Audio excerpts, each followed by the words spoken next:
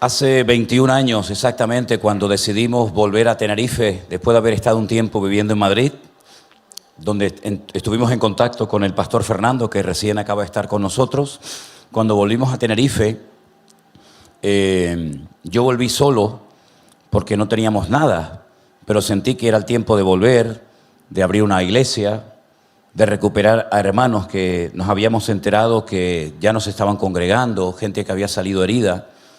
Y entonces, paseando por las calles solo, no tenía prácticamente nada encima, nada. Me estaba quedando en casa de un matrimonio, paseando por las calles, me para un hermano que me dice: «Uy, Manolo, ¿estás aquí otra vez en Tenerife?» Digo, sí, he sentido que después de 2 años tenemos que volver aquí a la isla y empezar otra vez de cero, empezar una iglesia. Me dijo: ¿y dónde vas a abrir la iglesia? Digo, no tengo ni la más remota idea. Dice, bueno, pues cuenta conmigo, me dice. Digo, está bien. Entonces, paseando por las calles, la idea mía era encontrar una casa, un piso donde poder vivir y llamar a mi familia, ¿no? Quedé con una inmobiliaria para que me enseñara una casa. Pero veo enfrente de la casa donde había quedado con esta señora para que me enseñara esa casa que se alquilaba, un cartelito muy pequeño que ponía «se alquila» en un local. Y todo el edificio lo tenían lleno de andamios y lo estaban restaurando, lo estaban pintando. Y entonces me acerco a la puerta del local, como todavía no había llegado esta muchacha, y sale un señor italiano y me dice: estoy alquilando el local, ¿lo quieres ver? Y le dije, sí, vamos a verlo. Entonces entré al salón y la verdad que el salón era una maravilla, precioso. Y me dice, quieren montar un gimnasio en este lugar, pero si tú quieres, te lo alquilo a ti. ¿Qué quieres hacer tú? Y le digo, yo quiero montar una iglesia evangélica. Me dice, eso me gusta. Solamente te voy a pedir un favor. Si llegamos a un acuerdo y abres la iglesia evangélica, por favor, nunca me traigas muertos a la iglesia, me dijo. Digo, ¿cómo muerto? Dice, no me traigan la caja, ni hagan funerales en la iglesia. Digo, no, generalmente los muertos no los traemos a la iglesia. Los llevamos a otro sitio, pero a la iglesia no. Y dice, bueno, ok. Entonces me dice, ¿te gusta el local? Y le dije, me gusta muchísimo. Digo, ¿cuánto piden por el local? En aquel momento eran las pesetas. 300.000 pesetas. Para los que se criaron en aquella época y conocen las pesetas o las conocieron, saben que 300.000 pesetas era un dineral.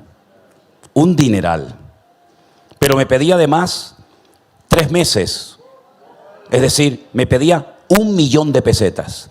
Y les recuerdo que hubieron en España en aquella época programas de televisión cuyo premio era 1 millón de pesetas. Era un dineral.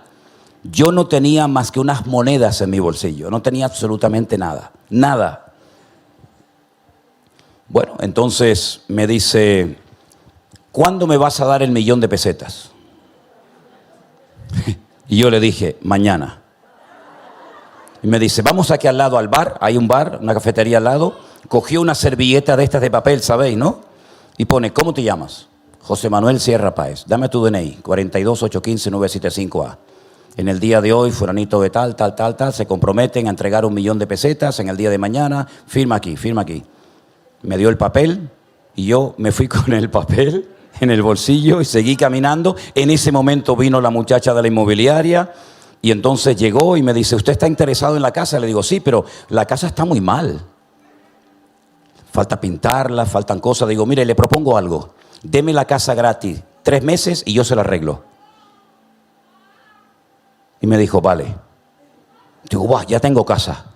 Ahora tengo que buscar pintura, tengo que buscar para arreglar la casa, pero tengo que buscar 1 millón de pesetas para mañana. Entonces, ese hermano que por la mañana me había encontrado en la calle y me había dicho que si abría una iglesia que lo llamara, que contara con él, me llamó. Y me dice, te invito a cenar esta noche. Fuimos a un restaurante, cenamos. Por cierto, en esa cena estaba Fernando. Y cuando termina la cena me da un sobre. Y me voy a casa, a la casa de los hermanos que me estaban hospedando. Cuando llego a casa, lógicamente, ¿qué hice? Abrir el sobre. Empiezo a sacar el dinero, lo pongo encima de la cama y había 5 millones de pesetas. 5 millones de pesetas. Yo me asusté tanto que le dije al hermano de la casa, coge el coche, eran las 10:30, 11 de la noche, coge el coche y llévame a la casa de este hermano. ¿Qué ha pasado? Digo, llévame inmediatamente. Llego a la casa del hermano, toco abajo el botón y le digo, le llamo por nombre, digo, baja inmediatamente. ¿Qué pasa? Digo, baja. Cuando él baja en pijamas, me dice, ¿qué te pasa? Digo, oye, aquí ha habido una equivocación. Seguramente tú has cogido a lo mejor un sobre y has creído que era... Me dice, no, ¿qué fallo ha habido? Digo, oye, que aquí adentro hay 5 millones de pesetas. Y me dijo, no ha habido ningún error. Esto es lo que yo tenía almacenado y guardado durante un tiempo para que si algún día tú volvías, yo te ayudara a abrir una iglesia. Y le dije, gloria a Dios, gloria a Dios. Al día siguiente, yo me reúno con el italiano, saco mi servilleta todo orgulloso y le digo, 1, 2, 3, pinta, 1 millón de pesetas.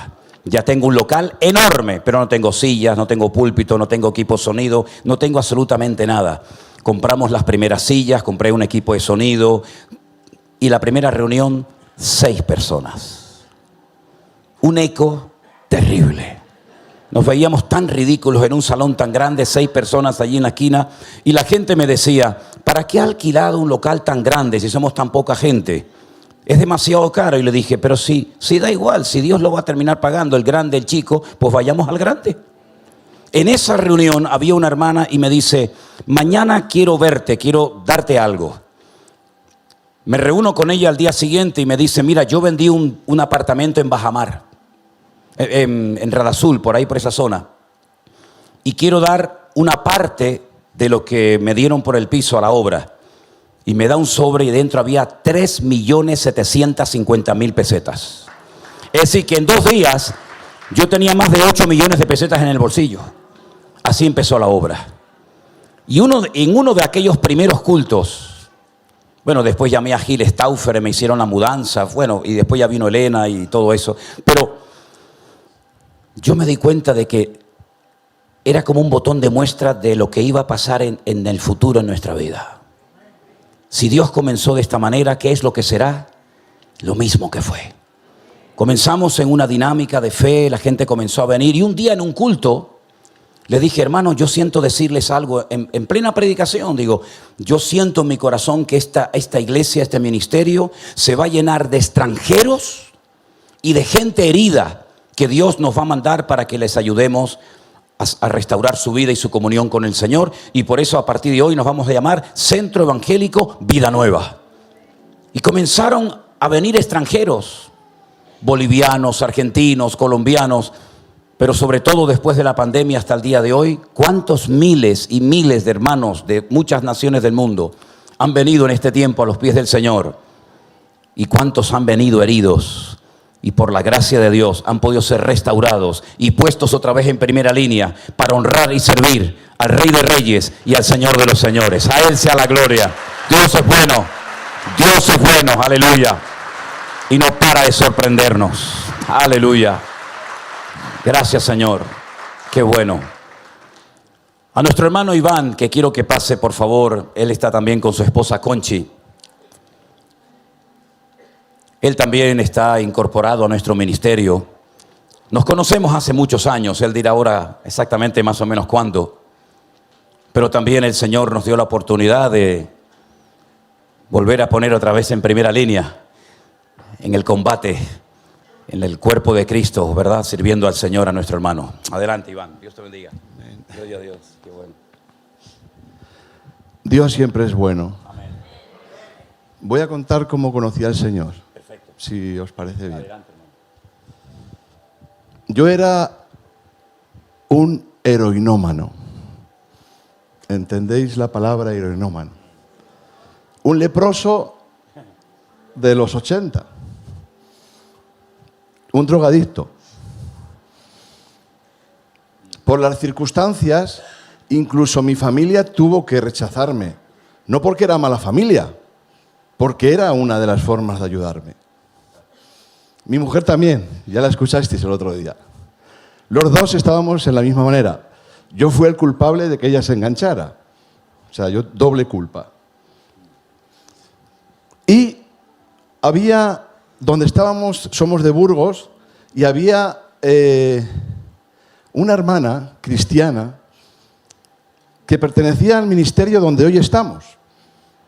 Ya lo hemos dicho, es remar. Y iba, pues día sí, día no, a vernos y a testificarnos, decir, necesitáis ayuda, necesitáis de Dios. No nos predicaba el ministerio, evidentemente. Nos decía, necesitáis de Dios. Dios puede hacer un milagro en vosotros. Mira, yo también era como tú. Y eso así estuvo durante más de año y medio aproximadamente. Y cuando decimos heroinómano es con todas las consecuencias. Yo, gracias a Dios, no pisé la cárcel.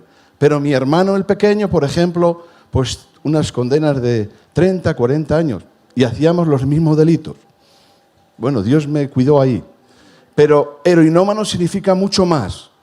Significa vivir en la noche, vivir situaciones complicadas, defenderte en situaciones muy difíciles. Y al final, claro, la necesidad nos llevó al lugar donde tanto nos presentaba esa hermanita en fe.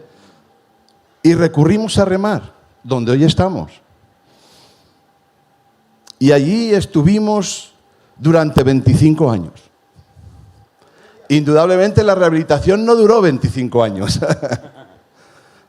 Entiendo que una persona con adicciones, la rehabilitación puede durar unos 3 años. Una buena rehabilitación, entre 3 y 4 años. Lo digo por experiencia. Pero claro, al final uno se rehabilita, pero lo más importante es que uno conoce a Dios. Y la mejor forma que entendimos en aquel momento de ir a por todas era hacerme a mí, ayudarme en la necesidad y aparte hablar del amor de Dios.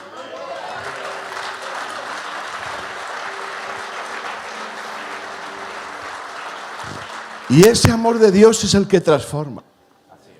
Ese amor de Dios es el que cambia. Y Él puede utilizarte a ti, a mí, a este ministerio del Centro Evangélico Vida Nueva, a este ministerio de remar, a cualquier ministerio, hermano. Pero lo más importante es que todo y todos somos utensilios de Dios. Y 25 años, hermanos. No salimos sin... La verdad que no fue ningún problema como los hermanos, no. Nosotros no fue así. Era el tiempo. Era el tiempo. Situaciones familiares, hijos. Claro, la familia no consta solamente de, ¿verdad?, el esposo y la esposa, el esposo. Hay hijos de por medio. Y todos tienen... Las decisiones de todos deben tener el mismo respeto. Y todas esas decisiones las debemos de llevar delante del Señor. Y el orden establecido en la familia viene en la Biblia. Yo no te lo voy a recordar, ni tengo por qué recordarle. Pero todas las decisiones son válidas. Todas las situaciones que cada uno de los miembros de la familia hay que escucharlas y hay que ponerlas delante del Señor. Y hay que escuchar a Dios qué es lo que quiere que hagamos. Y nuestra situación de salir de remar fue porque Dios nos dijo, no deja ese ministerio que es malo. No. Dios mío, remar es una bendición. Bueno. Y honramos la obra de remar cada día. Y que nadie me hable de remar, porque es mi madre espiritual. Gloria a Dios. Pero Dios nos dijo claramente, hay esta situación y no puedes abandonarla. Hubiera sido lo fácil, abandonar la situación y decir, bueno, Dios, bueno. Pero lo difícil fue tomar la decisión. 25 años. Ingresamos aquí yo con 23 años y mi mujer con 19 añitos. Y a donde va, pues siempre va a bendecir. Y siempre nos ha bendecido. Y las visitas que nos hacía siempre bendecido. Y tenerle en casa siempre un honor. Siempre un honor, a él y a la familia. Y el Señor, pues Él nos ha ido a visitar después de tomar esta decisión de salir de remar. Y llamadas y tal. Pero, como decía el pastor Alberto, nunca me dijo, hermano, no sé qué. Nunca. Al revés, era la preocupación porque sabía que evidentemente había una situación. Estuvimos de salir de remar ya hace 7 años. Y no estuvimos sin congregarnos, nos fuimos a una iglesia bautista, gloria a Dios. Voy 4 años en la iglesia bautista en Denia, la Trinidad, que tiene un colegio que se llama Alfa y Omega, y los pastores de ese lugar en ese momento eran los pastores que Dios tenía preparado para ese momento. Y lo que necesitamos, porque remar es una bendición, pero espiritualmente es un estrés psicológico y espiritual tremendo. Imagínate 25 años sirviendo al Señor ahí. Y necesitamos ese relax, ese reposo, ese salón, donde allí le encontramos, donde hemos sido cuidados, donde hemos sido ministrados, pero sí que es verdad que ha habido hermanos orando dentro de remar, fuera de remar, y otros muchos más, y ahí quietos, pero parados. Y hace unos 5 o 6 meses, para reducir ya el asunto, 5 o 6 meses, el Señor pone en mi corazón y en el de mi esposa, 7 años puede estar la tierra en barbecho. Solo 7 años. 7 años. Si está más de 7 años, la tierra ya no vale. Y justo le digo a Conchi, hay que llamar a Manolo porque es el ministerio donde más nos identificamos, es el ministerio donde más entendemos que es la forma de poder hacer la obra del Señor y extender su reino y su justicia solamente en el servicio. Yo no quiero ser pastor, yo no quiero ser nada, yo solo quiero ser un siervo inútil.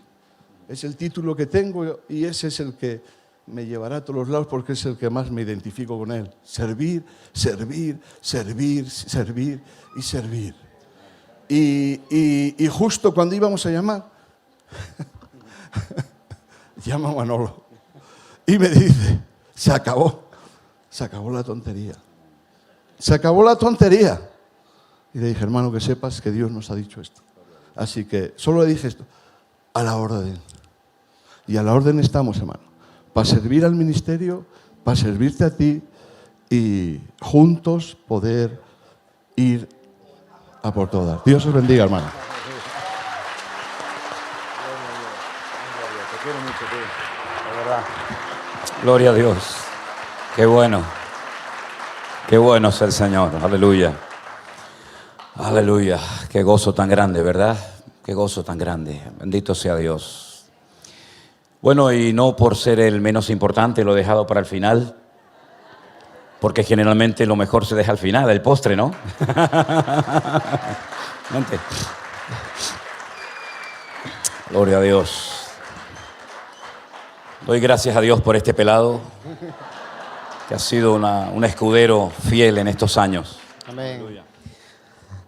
Bueno, pues no sé qué decir tanto. Yo lo que el pastor siempre dice que ha sido un trato de Dios, ¿no? No éramos conscientes jamás de lo que el Señor tenía preparado para nosotros como ministerio. Llevo 16 años al lado del pastor. Llegué muy jovencito. Me acuerdo las primeras predicaciones en la iglesia. Se me ponía delante, en la silla delante. No te pases de 10 minutos. Ustedes imagínense. Y tenía una costumbre en aquel momento que él siempre hacía. Y cada vez que hacía, yo decía, me he equivocado. Créame que me costaba. Pero poco a poco el Señor fue tratando, me fue enseñando muchísimo, he aprendido muchísimo y sigo aprendiendo. He aprendido a decirle al Señor siempre sí. Me ha costado, soy consciente, me ha costado. Pero he visto la mano de Dios siempre respaldando cuando he dicho sí al Señor. Y de ir a por todas. Y cuando el pastor me decía, Anderson, haz esto, aunque yo no supiera hacerlo, no sabía hacerlo, ¿qué decía? Sí. Y le decía a mi esposa, tengo que compartir este día. Pero ¿cómo lo vas a hacer si tienes que hacer eso? Bueno, dormiré menos, pero lo haré. Y lo que no sabía que era una escuela de lo que me estaba preparando el Señor para lo que iba a acontecer. Sin esa preparación, créanme que fuese imposible poder llevar la carga que ahora se está llevando, ¿no? Y cuando el Señor empezó a hacer esta obra, por eso decimos, solamente Dios, es imposible que esto se haga humanamente, es imposible. Cuando comenzó la iglesia virtual, me acuerdo que la primera reunión que tuvimos para gestionar un poquito todos aquellos papeles, documentos donde cada uno de ustedes tuvieron que rellenar, ¿verdad? Para poner los motivos que querían formar parte, y nosotros nos sentamos, no me acuerdo, estaba Elena, no sé si había alguien más, mi esposa, Priscila. Bueno, hermano, se abrió una carpeta que aquello no tenía fin. Y empezamos a seleccionar, a poner, y yo decía, Señor, nos tienes que dar sabiduría, porque esto cómo se va a llevar. Tantas personas, sin conocerles, comenzar a delegar en personas, hermano, usted puede ser un coordinador, usted puede ayudar a dirigir. Y el Señor fue levantando, y fue colocando, y fue poniendo. Los que tenían que estar, siguen estando, y los que no, ya no están. Pero ha sido una obra donde el Señor lo ha guiado desde un principio, y este ha sido el fruto de esa obra. Porque lo que ha perfeccionado, lo que ha llamado el Señor, Él lo va a perfeccionar hasta el fin.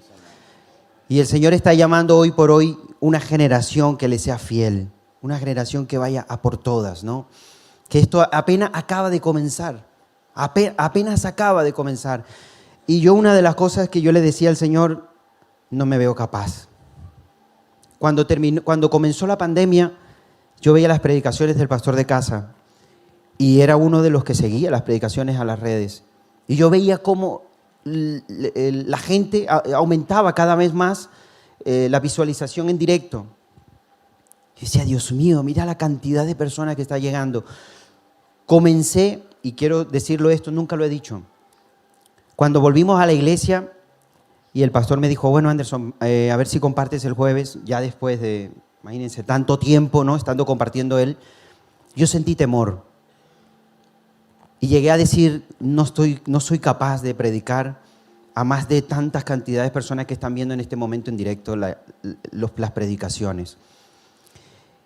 Y yo decía, Dios mío, no puede ser, yo no me voy a parar en ese púlpito, porque no es solamente la iglesia. Yo antes me paraba y estaba delante de la iglesia que uno veía, pero yo el saber que había miles de personas viendo en directo una predicación, yo decía, Señor, no soy digno de esto, no soy digno, Pero, ¿qué le dije al pastor? Sí. Y comencé. Y mucha gente decía, ¿dónde está el pastor? Y yo digo, y eso me pregunto yo. Yo también quiero oír el pastor. Y también le echo de menos cuando sale, ¿sabes? Porque aprendo. Y siempre le he dicho al Señor, el pastor sabe muchas veces las luchas que hemos tenido como ministerio. Y muchas ocasiones me ha sentado y me ha dicho, Anderson, voy a tomar una decisión. Y esas decisiones que muchas veces quiso tomar, lloraba y decía, Señor, no. No, porque yo necesito aprender más. Y seguía adelante. Y seguía allí en la iglesia. Y estoy tan agradecido donde me ha puesto el Señor, porque he aprendido tanto. Él siempre dice que él aprendió con un padre que cuando lo miraba ya sabía lo que le decía. ¿Entienden, verdad? Él con una mirada, yo ya sé lo que me quiere decir. Yo ya lo entiendo, ¿sabes? Sé mucho, he aprendido mucho. Me siento tan contento de que el Señor me haya puesto aquí en este lugar, en este ministerio, junto con mi familia. Él me conoció soltero, me conoció casado, me conoce como padre.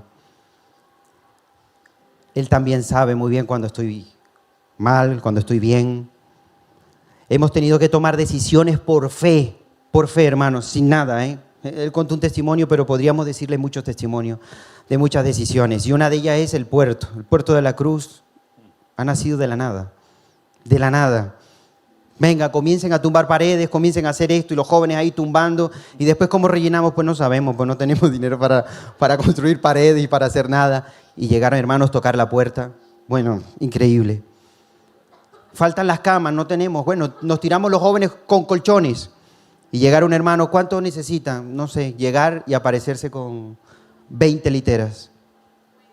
50 literas. No, 25 literas porque está capacitado para 50 personas. 25 literas con un camión.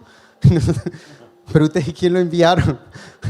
No, esto está solucionado, esto está arreglado. Bueno, hermano, en fin, podría decirles tantas cosas. Si en lo poco le eres fiel, En lo mucho te pondrá el Señor. Hay una palabra.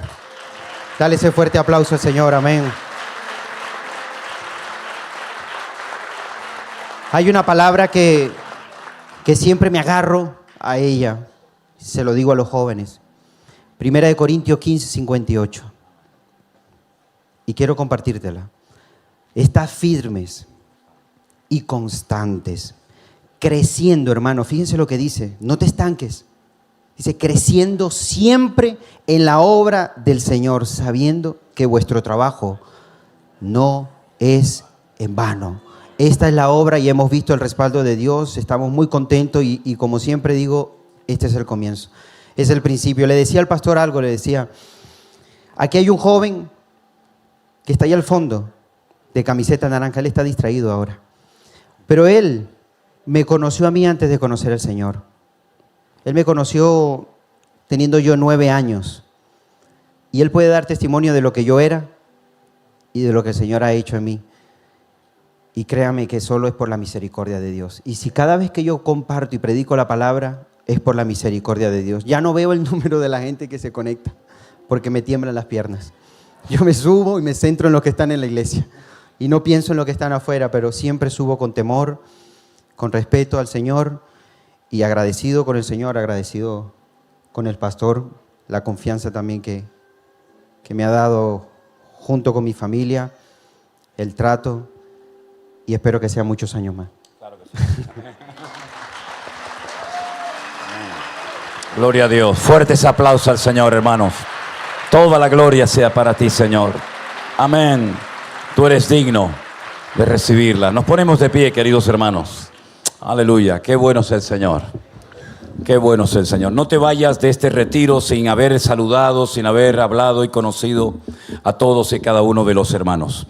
Tenemos a las 9 de la noche la cena. Vamos a salir en esta noche de este lugar cantando una alabanza. Y mientras la cantamos, por favor, salude a su hermano. Saluden a los hermanos que han hablado en esta tarde. Salude al que conoce y al que no conoce también. Y mañana tenemos la Santa Cena, el culto de despedida. Y ya mañana oramos para que el Señor nos acompañe a nuestros respectivos hogares. Que el Señor les bendiga. Salude a su hermano en esta tarde, por favor, en el nombre del Señor. Lo importante, vamos. Aleluya. Gracias, Jesús. ¿Sí o sí? ¿Cuántos lo creen? Ok. Vamos a poner un mapa. El primero que ese vamos a poner ese. Y ahora ya vamos a comenzar a compartir para los hermanos que están grabando. Mira, ahí tenemos un plano general, digamos, un poquito de parte de Europa. Tenemos ahí un poquito de lo que es el Mediterráneo. ¿Cómo estáis de geografía, hermano? Más o menos, ¿no? ¿Se entiende, no? ¿Dónde estamos nosotros ahí? A ver, ¿dónde estamos? Algunos dirán, míralas allí. No, no, ahí no estamos. Estamos más allá. En el mural que se está haciendo en la entrada de la iglesia, le dije a los hermanos, le digo, oye, pongan aunque sea un par de puntitos para que digan, mira, ahí vivimos nosotros. Porque en algunos billetes, creo que en el de 5 euros, hay algunas Islas Canarias que no salen. No sé si se han dado cuenta. Creo que la isla La Gomera y el Hierro, creo que no salen, pobrecito, ¿no? Por lo menos Tenerife, que nos pongan ahí, aunque sea... Y decir, ahí vivimos, ¿no? Ahí tenemos parte del Mediterráneo, esa botita que ven ahí ustedes allí a mano izquierda, ahí, eso es Italia. ¿Vale? ¿Esto qué es? Sicilia. Ahí estaremos ahora el mes que viene, Dios mediante, en un retiro, ya les informaré. Tenemos Sicilia ahí. Vamos por aquí. Tenemos toda la costa de Grecia. ¿Sí o no? ¿Esto qué es? Chipre, exactamente, Chipre. Y aquí en esta franja aquí pequeñita, ponme el otro que se vea más claro. Tenemos Israel. Pero yo quiero que se fijen en el siguiente mapa que vamos a poner para que vean qué cosa tan interesante. Lo teníamos ahí. Ok, déjenlo ahí. Miren. Ok. Israel es una franja muy, muy, muy pequeñita, algo muy insignificante. No tiene más de 300 kilómetros de largo. Y creo que de ancho como unos 90 kilómetros de ancho. Es una cosa ahí tan pequeñita, ¿no? Entonces tenemos Israel, como dije en una ocasión, es el único país del mundo que tiene 4 mares. Tienen a la izquierda el Mediterráneo, aquí abajo, donde está la ciudad de Eilat, el Mar Rojo, y luego dentro del país tienen dos, el Mar Muerto y el Mar de Galilea, o el lago de Genesaret. Son lagos internos, bueno, se llaman mares, ¿no? Pero fíjense lo que les quería mostrar. Aquí tenemos la península del Sinaí, ¿ok?, que en su día la conquistó Israel, pero se la devolvió, digamos, a Egipto. Aquí tenemos Egipto, Jordania, aquí al este, al sur, el Líbano, tenemos Siria, y un poquito más allá, este tremendo país, Irak, aquí tenemos Irán. Bueno, en los tiempos bíblicos, Egipto se llamaba Egipto, no ha cambiado el nombre, Mitzraim en hebreo, es un lugar, Mitzraim es como un lugar angosto, un lugar estrecho, es más o menos lo que significa. Jordania sería Moab, ¿vale? Cuando dice Rub la Moabita, pues vino de ahí, vino de aquí, de Jordania, ¿vale? Siria sigue manteniendo exactamente el mismo nombre de los tiempos de la Biblia, no ha cambiado. ¿Se acuerdan que cuando vino Naamán, el general de Siria, Siria siempre se ha llamado igual, Siria, cuya capital es Damasco, que por cierto hay una profecía en dos libros diferentes del Antiguo Testamento que dice que Damasco será destruida y nunca más volverá a ser reconstruida ni será ciudad. Ellos mismos se están encargando de destruir el país, ¿no? Llevan 7 años de guerra civil. Entonces ahí tenemos Siria. El Líbano lo tenemos aquí. Por ahí arriba estaba Tiro y Sidón, ¿se acuerdan? Tiro y Sidón, de donde vino aquella perversa reina Jezabel, de esa parte. Irak sería, aquí tenemos el río Éufrates y el Tigris, ¿verdad? Ahí tenemos lo que era antiguamente Babilonia, donde se construyó la famosa Torre de Babel. Aquí tenemos Irán. Irán en la Biblia era Persia, ¿vale? Cuando habla la Biblia de los medos persas, hablamos de Irán. Y aquí tenemos también un enemigo tremendo de Israel, que lo odia a muerte. Está haciendo últimamente unas declaraciones tremendas, que es Turquía. Aquí en Turquía, en todo esto, que hoy en día es un territorio, digamos, musulmán, están como locos por entrar en la Comunidad Económica Europea, tiene más de 90 millones de habitantes. Era donde estaban antiguamente las 7 iglesias del Apocalipsis, para que más o menos se hagan ustedes una idea. Es decir, que Israel, como ustedes pueden comprobar en este mapa y en el otro que vamos a poner, está totalmente rodeado de enemigos. Todos son enemigos. Egipto es enemigo de Israel. Ha habido guerras con Egipto en otras ocasiones, han peleado. Con Siria, ni les cuento, todavía están litigando por los famosos Altos del Golán, esas montañas que hay en el norte de Israel. Por ahí arriba está el Monte Hermón, del cual habla la Biblia, por ejemplo, en el Salmo 133. Bueno, sabemos también que Turquía, que estaba por aquí arriba, como lo vimos antes, también va a tener un papel muy importante en todo el tema de las profecías. Tenemos, ¿cómo es? Aquí tenemos, por la zona esta, tenemos Irak, que eran los caldeos, de donde vino Nabucodonosor, ¿vale? Enemigo tremendo. Saddam Hussein mandó un montón de misiles contra ciudades en Israel, no sé si ustedes se acordarán de aquello. Y después, más aquí, más a la derecha, digamos, a la izquierda de ustedes, tenemos Irán, que Irán, el sueño de Irán es, ponme el anterior, el sueño de Irán es destruir el Estado de Israel. Y aparte de esos enemigos que odian a Israel a muerte y que lo que quieren es arrasarlos de la faz de la tierra, también hay enemigos dentro. También hay enemigos dentro. Es como si en tu casa estás rodeado, todos los vecinos te odian, te quieren matar, pero dentro en la habitación del fondo hay también enemigos, ¿no? Y bueno, Irán tiene en el norte, aquí en la parte norte de Israel, fíjense lo pequeñito que es Israel, aquí arriba en el norte, en el Líbano, está financiando un grupo terrorista, que es un grupo terrorista de los más poderosos del mundo, Hezbollah. Y está financiado por armamento ruso y por Irán. Y ha habido guerras, ya ha habido también guerras en otro momento. Bueno, quiero decirles que desde el 48 y este año, ahora el mes de mayo, el mes que viene, Israel cumple 70 años desde su independencia. Ha habido varias guerras también, por supuesto, con el Líbano. Y ahí es donde está el famoso ejército de Hezbollah, que ellos tienen ya, no de ahora, ya hace tiempo, ellos dicen que tienen ya más de 100.000, no me he equivocado, 100.000 misiles apuntando hacia Israel en este momento. 100.000 misiles. Hace unos días me llamaron desde Israel y me comentaban, antes de que saliera incluso en las noticias, ya me había llegado la noticia a mí de que Israel atacó Siria.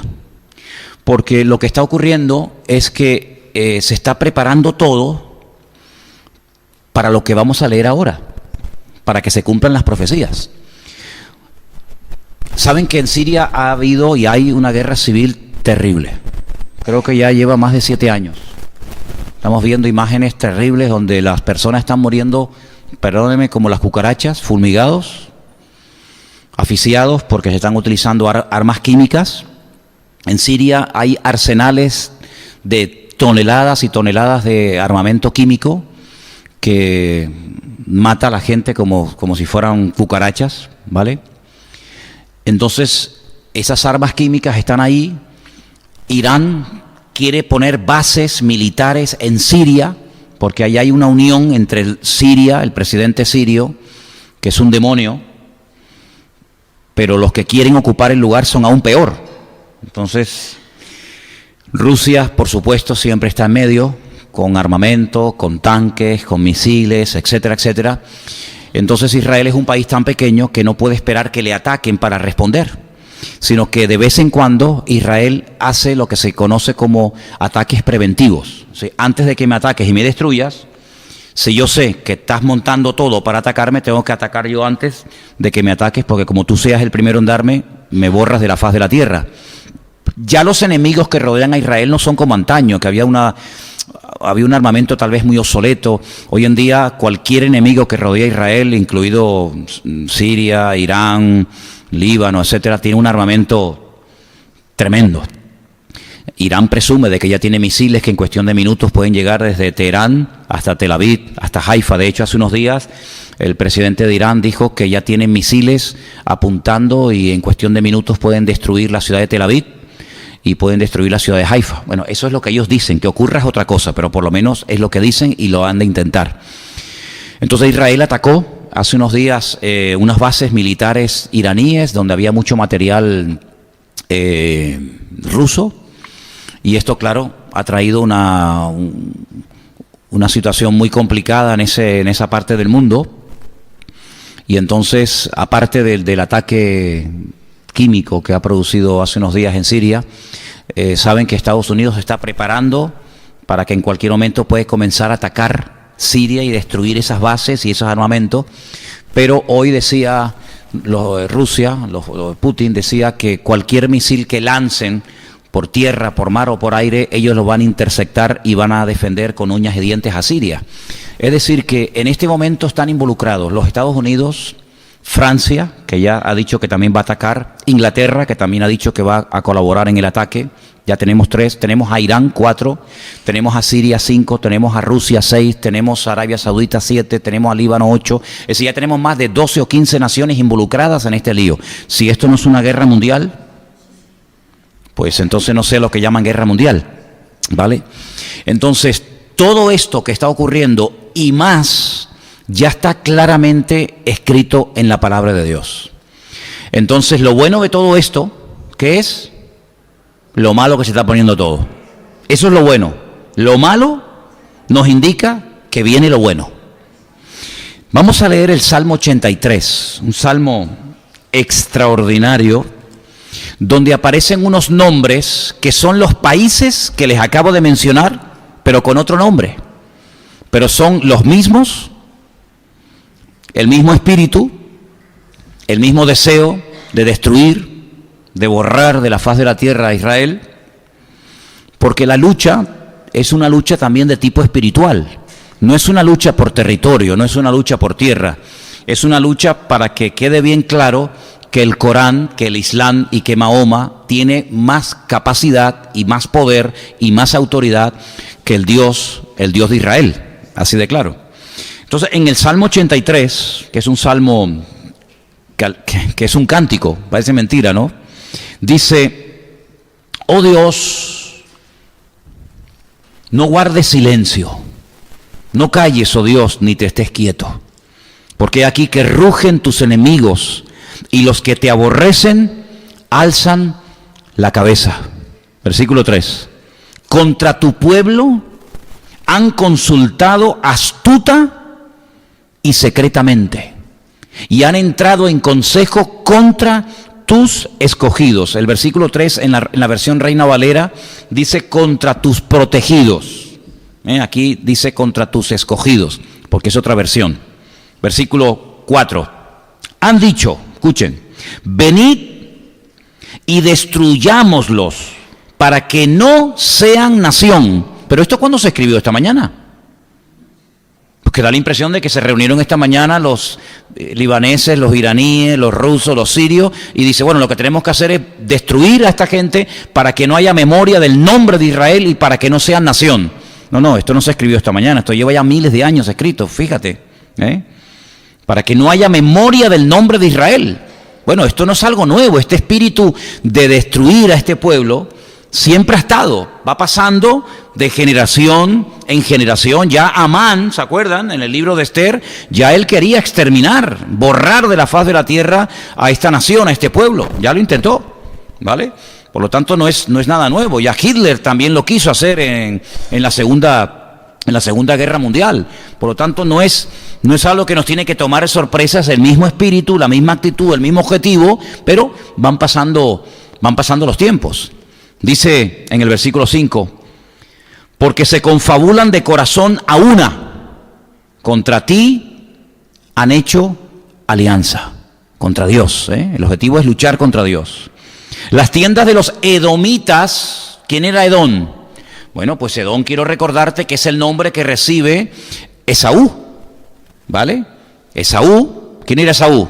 El hermano que odiaba a Jacob, su hermano gemelo. Esos son los edomitas. Entonces ahí habla de los edomitas y de los ismaelitas. Ahora cuando tú estudias profecía, los rabinos interpretan que Edom es Europa, ¿vale? Eso es lo que se suele interpretar siempre. Y después dice, estamos en el versículo 6, las tiendas de los edomitas y de los ismaelitas. ¿Quiénes son los ismaelitas? Los ismaelitas son los árabes. Pero el problema es que mucha gente se confunde y dice, árabes son todos. No, mira, por ejemplo, los iraníes no son árabes. Los iraníes se enfadan si tú le dices que son un árabe. Ellos hablan árabe para leer el Corán, pero ellos son persas. Los egipcios no son árabes. Muchos son musulmanes, muchos leen el Corán en árabe, pero los egipcios no son ismaelitas, no son árabes. ¿Árabes quiénes son? Pues los de Arabia Saudita, los de Qatar, los de Emiratos Árabes, ¿verdad? Los jordanos son árabes. Sí, uno también tiene que saber a qué se refiere el Señor cuando habla de árabes o cuando habla de ismaelitas. Entonces fíjate, menciona a Edom, digamos Europa, menciona a los ismaelitas. Ismael es el padre de las naciones árabes, fue el primer hijo que tuvo Abraham con Agar, ¿se acuerdan? Por eso dice Moab. ¿Quién es Moab? Ya lo vimos en el mapa. Moab es Jordania. ¿Y de dónde salió Moab?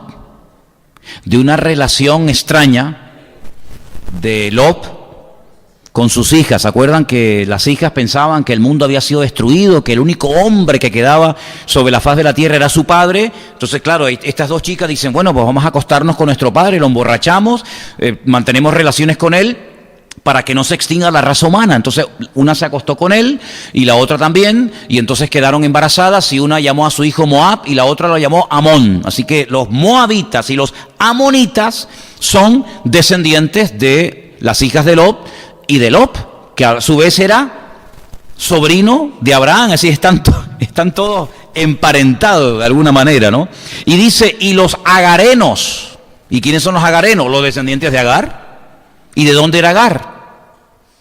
Era egipcia. Es decir, Abraham se fue de Egipto, pero el faraón le hizo un regalito, menudo regalito. Le dijo, toma, llévate a esta chica para que sea tu sierva, con la cual tuvo relaciones, y Agar es egipcia. Y tuvo un hijo y fue Ismael. Y después dice Jebal, ¿lo veis ahí? Versículo 7. Jebal, ¿quién es? El Líbano. Líbano es Jebal en la Biblia. Amón, ahí están los jordanos.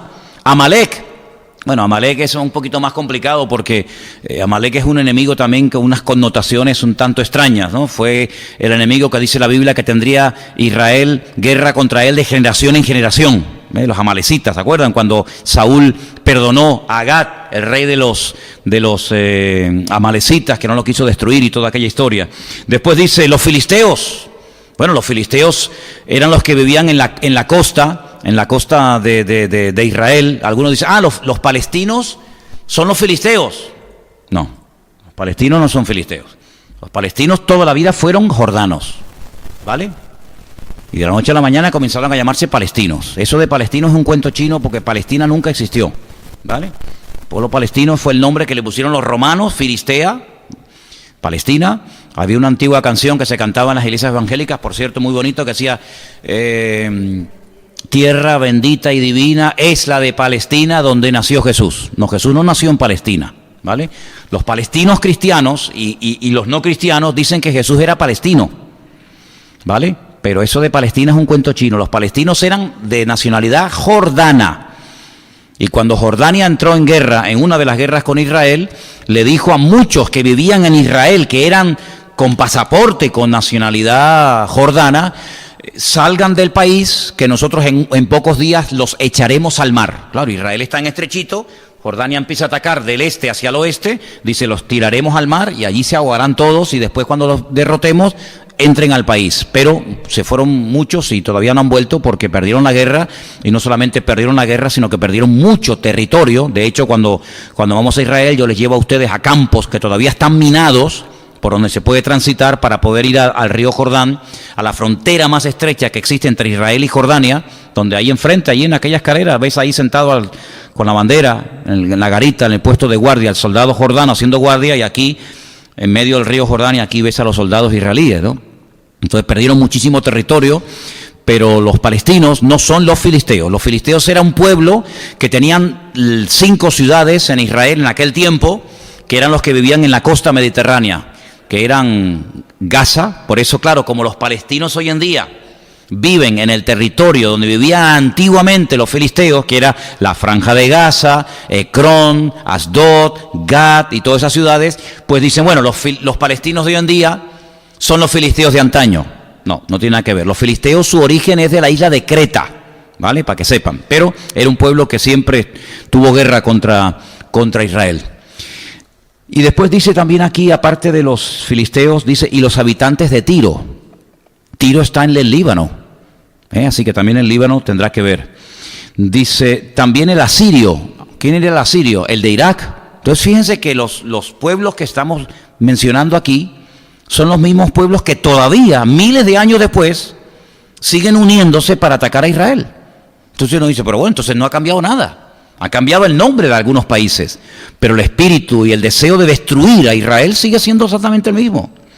Y entonces dice, también el asirio se ha juntado con ellos, sirven de brazo a los hijos de Lot. Ya les dije que los hijos de Lot son los amonitas y los moabitas, los del este, los de Jordania. Y ahora dice el salmista, hazles como a Madián. Claro, ahora ustedes tienen que leer la historia de Gedeón cuando ataca a los madianitas, ¿se acuerdan? Y los destruye con aquellos 300 campesinos que apenas tenían una trompeta y un cántaro con aceite dentro, y derrotaron a todo un ejército enorme de madianitas. Dice, hazles como a Sísara, como a Javín en el arroyo de Sisón, que perecieron en Endor, fueron hechos como estiércol para la tierra. Pon a sus príncipes como a Oreb y a Zeeb, como a Zeba y a Salmuna, todos sus príncipes. Claro, ahí tienen que leer ustedes la batalla que tuvo Gedeón con estos reyes para que vean cómo quedaron totalmente arrasados, cómo quedaron totalmente destruidos. Entonces, invocando lo que pasó en esa guerra, esa tremenda derrota para el enemigo y una enorme victoria para el pueblo de Dios, pues el salmista dice, mira, así como pasó con aquellos reyes de la antigüedad, hazlo hoy en día a todos estos reyes. Vuelve a ponerme el mapa, por favor. Entonces, se está preparando todo. Créanme, hermanos, se está preparando absolutamente todo para que todas estas naciones que rodean a Israel, todas estas de aquí, ataquen en cualquier momento a Israel y se unan, pero claro, alguien tiene que unirlos, alguien tiene que decir, vamos, alguien tiene que dirigir, alguien tiene que organizar, alguien tiene que motivar, alguien tiene que armar a toda esta gente para que se atrevan a venir desde el norte. El ataque fuerte de Israel le va a venir desde el norte, ¿vale? En el norte están estas dos naciones, ahí Siria, está el Líbano, y por ahí van a atacar. Aunque dice también que en los últimos tiempos este río, aquí está el Tigris y el Éufrates, por eso se llama Mesopotamia, ¿vale? Estos ríos formaban parte del jardín del Edén. Cuando ustedes leen, por ejemplo, la descripción que se hace en el libro del Génesis acerca del territorio en el que vivía Adán y Eva, bueno, pues el territorio del jardín del Edén iba desde aquí, desde estos ríos, el Tigris y el Éufrates, hasta aquí, hasta Egipto. Todo esto era el jardín del Edén. Y bueno, hay una tradición que dice que Dios creó el mundo desde Jerusalén, que está ahí en el centro. Porque la geografía bíblica es muy pequeña. Cuando usted lee en la Biblia el norte, el sur, me dice, bueno, pero ¿cuál es el punto de partida? ¿Desde dónde tengo que ver el norte y el sur? Desde Israel. En la geografía bíblica no entra todo lo que es Latinoamérica, Centroamérica, Norteamérica, ¿vale? El que no se mencione, cuidado, el que no se mencione, por ejemplo, en la Biblia a los Estados Unidos, no significa que esa gran potencia, ese gran país, no tendrá nada que ver en los últimos tiempos. ¿Cómo no va a tener nada que ver? Por supuesto que va a tener claro, tiene que ver, pero el que no se le mencione no significa de que va a dejar de existir. Le pongo un ejemplo. Cuando la gente dice, pero bueno, si la Biblia habla de Adán, y habla de Eva, habla de Caín, y habla de Abel, y después habla de un tercer hermano que se llamaba Set, ¿con quién se casaban los hijos? Porque, por ejemplo, dice la Biblia, cuando el Señor le dice a Caín que va a ser un ser errante por todas las naciones de la tierra, y le dice, oye, los que me vean me van a matar. Y dice, pero bueno, ¿quién te va a ver si solamente la Biblia menciona 5? Es que la Biblia no es un libro que habla de todos y cada uno de los personajes que existieron. Por supuesto que Adán y Eva tuvieron que tener un montón de hijos y muchas hijas, sin lugar a dudas, pero no se mencionan todas y cada una de ellas, porque si no la Biblia, hermano, sería un libro, imagínense, de 10 kilómetros de ancho y 10 kilómetros de alto, ¿no? Entonces la Biblia es un resumen de las personas que tienen que ver algo directamente con la historia bíblica, pero no se menciona a todo el mundo. Pero el que no se mencione no significa de que no existían, ¿me explico? Entonces el que no se mencione en temas proféticos, por ejemplo, directamente a Estados Unidos, no significa de que los Estados Unidos no va a jugar un papel, entre comillas, fundamental o importante en los últimos tiempos. El que no se menciona un tema no significa de que no esté implícito en el tema, ¿no? La Biblia sí habla mucho acerca de los enemigos principales que van a atacar a Israel en los últimos tiempos, ¿vale? Son enemigos que entre ellos han tenido guerras. Por ejemplo, Irán con Irak tuvo una guerra. Pero se van a unir en los últimos tiempos los enemigos porque tienen un enemigo en común. Y ese enemigo en común es Israel. Ahora ustedes fíjense, por ejemplo, el territorio de Arabia Saudita, que no sale todo ahí. No sé si en el otro mapa. Arabia Saudita es un país inmenso, con unos recursos naturales espectaculares. Sí, el petróleo que tienen esos países, como por ejemplo Arabia Saudita, Irán, Kuwait, que lo tenemos aquí abajo chiquitito, Irán, Turquía. Miren el territorio de Turquía en comparación con Israel. Israel es una miniatura. Miren esta cosita tan chiquita aquí, en comparación con Jordania, con Turquía, con Egipto. Son países inmensos, países gigantescos, con millones de habitantes. Por ejemplo, como les mencioné antes, Turquía tiene más de 90 millones de habitantes. Israel tiene 7 y medio, de los cuales 1,5 millones son árabes, con nacionalidad judía, nacionalidad israelita. Es un país muy pequeño, sin esos recursos naturales tan tremendos como pueden tener otros países, pero es el lugar donde Dios decidió que su pueblo vivieran. Sí, dice la Biblia en el principio de los tiempos que Dios repartió a las naciones su territorio. Y el problema está cuando una nación quiere tener más de lo que le corresponde. y quiere salir de sus fronteras y conquistar otros lugares. Dios le dio a cada pueblo las 70 naciones que se mencionan en el libro del Génesis, 70 naciones, por supuesto hay muchas más, pero de esas 70 nacen las demás. Les dio un territorio y le dijo a los chinos, ustedes se quedan aquí, y a los árabes se quedan aquí, y a los jordanos se quedan aquí, y no sé qué. Sin embargo, también tenemos que partir de la base de que a Israel le ofreció mucho más territorio del que actualmente tiene. ¿Vale? Eso es una cosa que tienen que tener en cuenta y vamos a verlo ahora en el libro de Josué, el capítulo 1. En el libro de Josué, capítulo 1, el Señor establece las fronteras de Israel. Y como yo les dije en una ocasión, hay dos preposiciones en la Biblia que son muy importantes. Una es desde y la otra es hasta. Es decir, el Señor dice, desde aquí hasta aquí, ese va a ser el territorio que ustedes van a tener. Ahora, Israel nunca ha tenido ese territorio, ¿vale? El tiempo en el que Israel tuvo más territorio fue en el tiempo del rey David. En el tiempo del rey David, cuando él hizo tantas batallas y conquistó a tantos pueblos, fue el tiempo de la historia de Israel que Israel fue, digamos, en cuanto a territorio, más grande. Después el tiempo de paz más extenso fue durante el tiempo de Salomón. Pero ya después de Salomón, olvídense, ya Israel empezó a perder y a perder y a perder terreno hasta que finalmente lo terminó perdiendo todo. Israel, quiero decirles que en el año 70 después de Cristo, su ciudad, su templo fue destruido por los romanos, por el Imperio Romano. Alrededor del 100 y pico hubo una rebelión muy grande por un judío llamado Bar Kokhba, el hijo de la estrella, y había en aquel tiempo un famoso rabino llamado el rabino Akiva, que no es el Akiva que escribe libros hoy en día, del cual yo tengo muchos libros de él, otro, el rabino Akiva, pues él creía que Bar Kokhba era el Mesías, y entonces lo ayudó y lo apoyó. Y sus 24.000 discípulos, que dice que llegó a tener Bar Kokhba, pues lo apoyaron y se enfrentaron contra el Imperio Romano, y el Imperio Romano dijo basta. Entonces arrasó completamente con este pueblo. Le cambiaron entonces el nombre de Jerusalén para que nunca más se recordara Jerusalén, porque claro, Jerusalén tiene un nombre. En la palabra, en las letras Jerusalén, está la palabra ciudad y está la palabra paces, en plural, ¿no? Entonces, y Jerusalén es la ciudad de las paces, la ciudad de la paz. Entonces, para que no quedara nombre, memoria, vestigio de que un día existió una ciudad llamada Jerusalén, que anteriormente en la Biblia aparece bajo el nombre de Jebús, ¿se acuerdan? Que dice que vivían los jebuseos y David la conquistó y entonces la hizo su capital, pues le cambió el nombre y le puso Aelia Capitolina, ¿vale? Y los romanos conocían a esta ciudad de Jerusalén como Aelia Capitolina. Araron la parte del templo, fue un desastre y huyeron unos cuantos judíos al desierto de Judea, se refugiaron en la fortaleza de Masada y bueno, también fue un desastre, algo tremendo pasó allí y al país le cambiaron el nombre, de Israel le pusieron Palestina, tierra de los filisteos en aquella época, ¿no? Hasta 1948.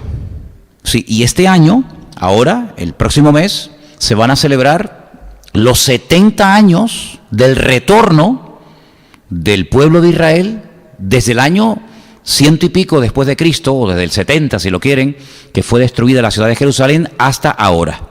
Si no ha habido un pueblo que te ocupara ese lugar, y por allí han pasado todos. Ustedes pueden estudiar la historia de los mamelucos. La historia de los mamelucos, no sé si a ustedes les suena, es muy interesante, pues es la historia de los esclavos que se hacen soldados, y por allí pasaron los mamelucos, por allí pasaron los otomanos.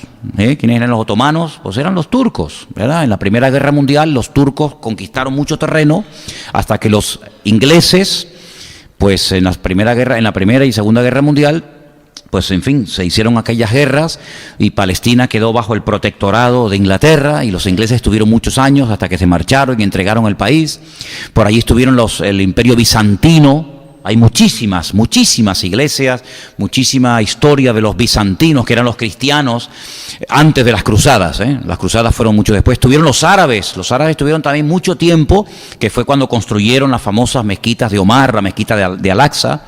Después vinieron las cruzadas. Un desastre el tema de las cruzadas, que se intentaba recuperar los lugares santos, etcétera.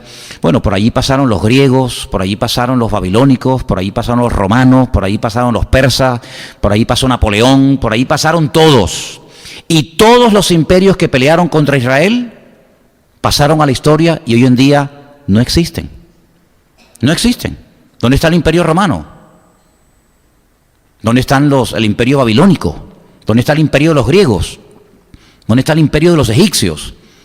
Son imperios que pelearon contra Israel, quisieron conquistar la tierra, tuvieron un tiempo, pero desaparecieron de la historia. No existen tales imperios. Sin embargo, el pueblo de Israel, cual ave fénix, se ha levantado de entre las cenizas, y cuando se decidió en una votación, mayo del 48, la repartición, porque claro, ya había judíos que vivían hacía muchísimo tiempo, también había árabes, se decidió partir el país, pero no en dos partes exactamente iguales, sino la peor parte, la tierra infértil, los desiertos, una tierra improductiva, se le dio a la comunidad de los judíos. Ellos la aceptaron, ¿verdad?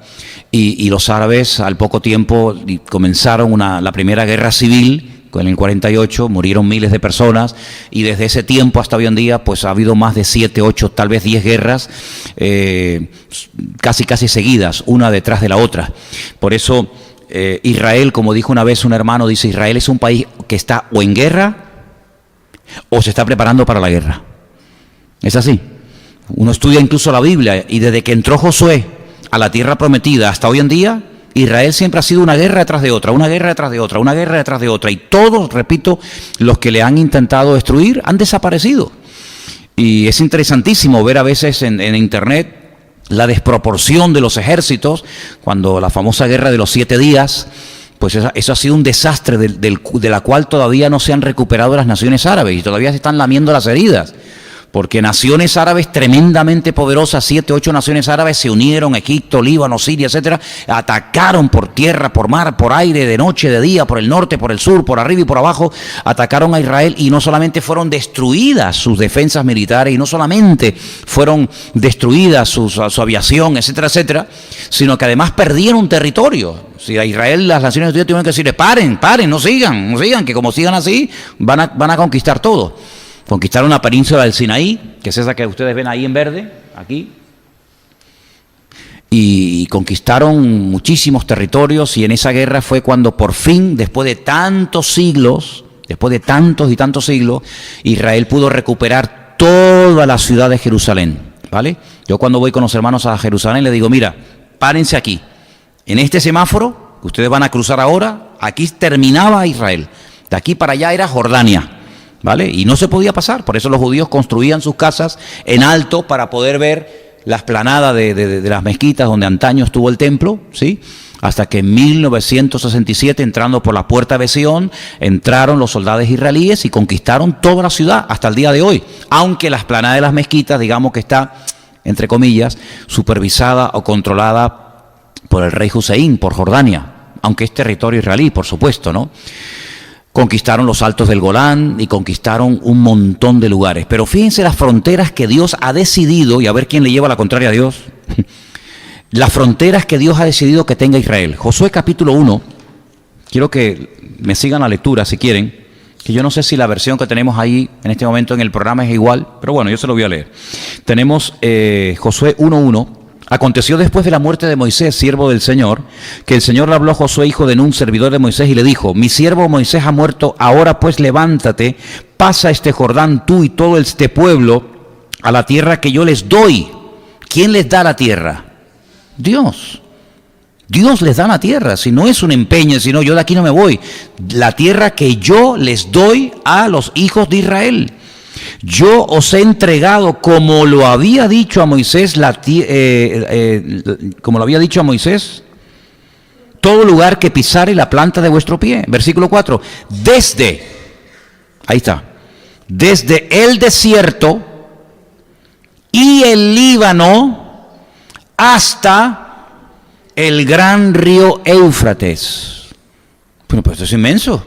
Bueno, es curioso que en algunas monedas de Israel aparece el mapa de toda la tierra que aquí se menciona, desde el desierto, pasando por el Líbano, hasta el río Éufrates y Tigris. Fíjate el territorio que algún día, porque si Dios lo dijo, sí o sí esto se va a cumplir. Entonces fíjate las fronteras, desde hasta el gran río Éufrates, toda la tierra de los heteos, hasta el gran mar, donde se pone el sol. ¿Por dónde se pone el sol? ¿Por qué punto geográfico se pone el sol, hermano? Por el oeste, ¿no? Y entonces en el oeste, ¿cuál es el gran mar? El Mare Nostrum. ¿Cuál es? El mar Mediterráneo, ¿vale? Aquí te lo está diciendo claramente el Señor. Será vuestro territorio. Nadie te podrá hacer frente en todos los días de tu vida. Como estuve con Moisés, estaré contigo, no te dejaré ni te desampararé. El Señor le dijo, mira, en ese país al cual ustedes van a entrar ahora, hay 7 naciones que se han metido antes que ustedes. Y se han metido antes que ustedes no porque les pertenezca, sino porque la tierra estaba vacía. Ustedes estaban en Egipto, habían estado allí, Abraham, Isaac, ¿se acuerdan? Jacob, pero ellos tuvieron que ir a Egipto, por el caso de Abraham, el caso de Jacob, y en Egipto los hicieron esclavos y estuvieron siglos. Claro, durante esos siglos que ellos estaban en Egipto viviendo, aquí, en esta zona del río Nilo, pues la zona de Canaán, la tierra prometida, no estuvo vacía. Se metieron los cananeos. ¿Quiénes son los cananeos? Los descendientes de Can. ¿Y quién es Can? Bueno, pues Can es un hijo de Noé. ¿Cuántos hijos tuvo Noé? Según la Biblia, 3. Sem, Can y Jafet.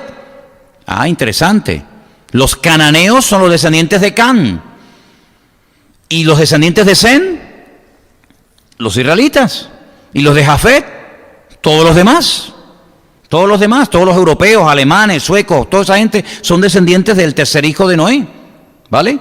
Entonces, cuando ellos llegan a la tierra prometida y entran con Josué, aparte del tiempo de cautiverio o de esclavitud, estuvieron 40 años en el desierto. Cuando ellos llegan a Canaán, la tierra está ocupada. Es como si tú te vas, bueno, me contaban los hermanos antes del culto, Alexis y su esposa, que le habían hecho una visita en su casa en este tiempo que han estado fuera. Unos amigos que querían hacerle una visita, decorarles un poquito la casa, ponerles unas flores, comprarle unos muebles nuevos. Y claro, cuando llegan dicen, uy, ¿qué pasó aquí? Claro, ¿no estás, amigo?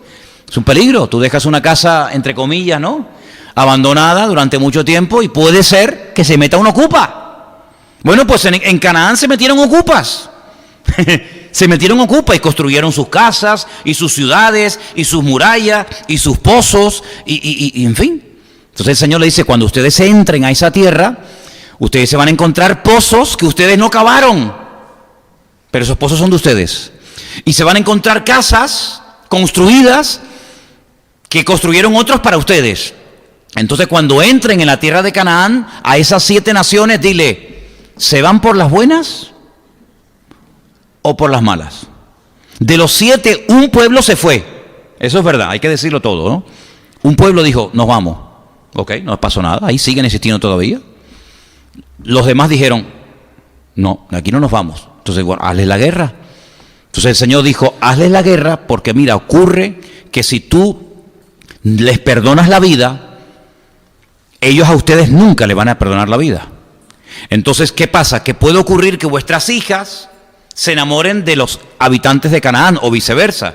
Las hijas de ellos, de los hijos vuestros, hagan alianzas, se junten las familias y eso va a ser una ruina.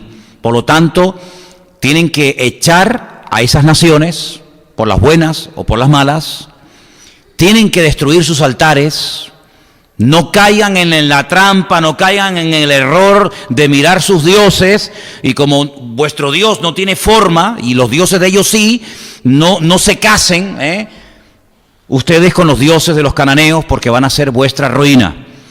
Ahora, esa tierra se llamaba Canaán, que son los descendientes de Can. Es una tierra que estaba bajo maldición. ¿Y de dónde sacamos eso? Bueno, ustedes saben que cuando Noé salió del arca, dice que plantó una viña, se dedicó a la agricultura, y dice que plantó una viña. Claro, el hombre llevaba tanto tiempo sin beber nada, que ustedes saben que cuando una persona lleva tiempo sin beber, tú te tomas un vasito de vino, una cerveza, lo que sea, y puede ser que se te suba la cabeza, ¿sí o no? Bueno, se ve que Noé al hombre se le subió, pero bien subida la cabeza, porque dice que cogió una borrachera, pero tremenda. Entonces resulta de que sus 3 hijos que ya vivían, Sem, Can y Jafet, uno de ellos se burla de él. Bueno, hay algunos textos que dan a entender como que incluso se quiso propasar con su propio padre, Can. Entonces va y se lo cuenta a los hermanos, Dice, mira, papá está borracho, está ahí desnudo, totalmente desnudo, botado en la tienda. Entonces, Sem y Jafet dice que caminando de espaldas para no ver a su padre en aquellas condiciones deplorables, dice que lo cubrieron, lo taparon por respeto a su papá. Cuando Noé vuelve en sí y le cuentan lo sucedido, Noé lanza una maldición que traspasa el tiempo y dice, maldito será Canaán. Canaán ni había nacido. ¿Quién es Canaán? El hijo de Cam, el nieto de Noé. Entonces, si la tierra se llamaba Canaán, quiere decir que todos los cananeos estaban bajo una maldición. Y los cananeos eran terribles, idólatras, santeros, espiritistas, una promiscuidad sexual terrorífica.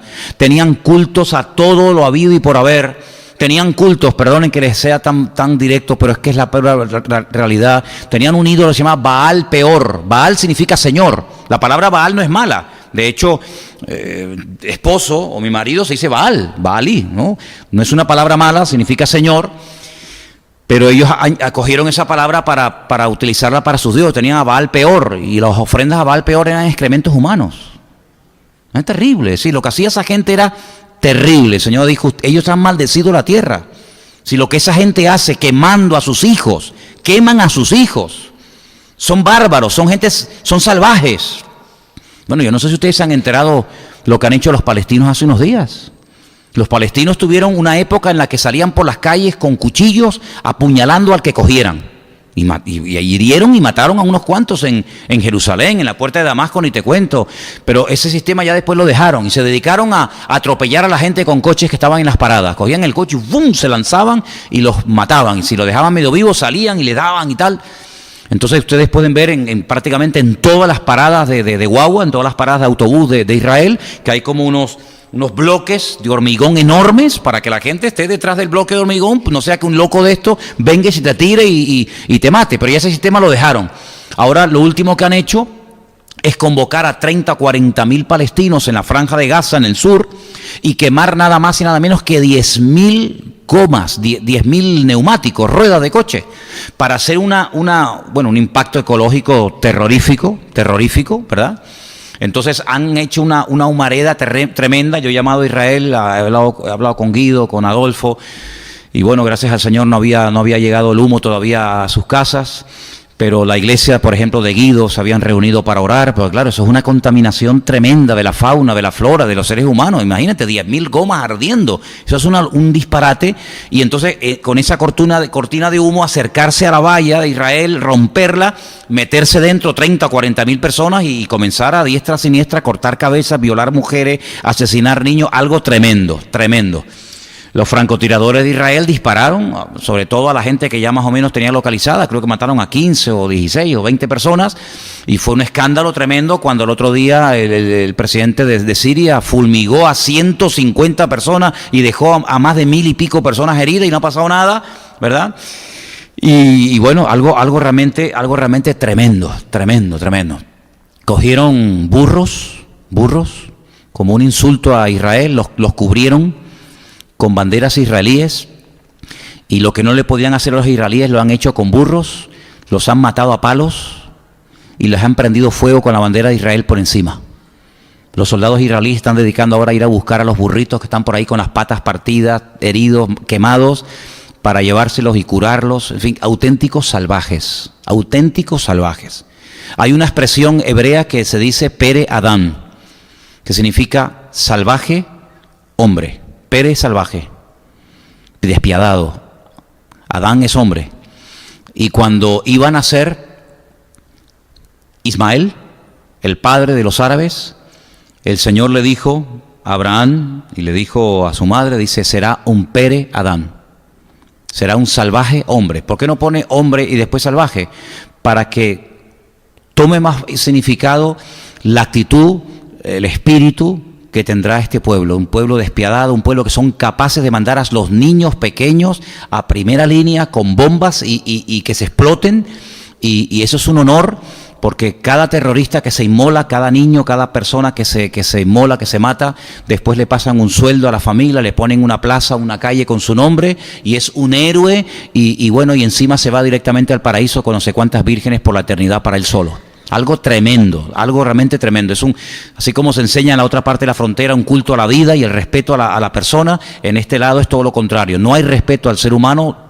El fin justifica los medios y se hace un culto a la muerte. De hecho, el Corán es lo contrario a la Biblia. En la Biblia se potencia la vida, en el Corán se potencia la muerte. En la Biblia dice, amarás a tu prójimo como a ti mismo, y en el Corán dice, si encuentras a uno que practica el sábado o el domingo, coges y lo matas.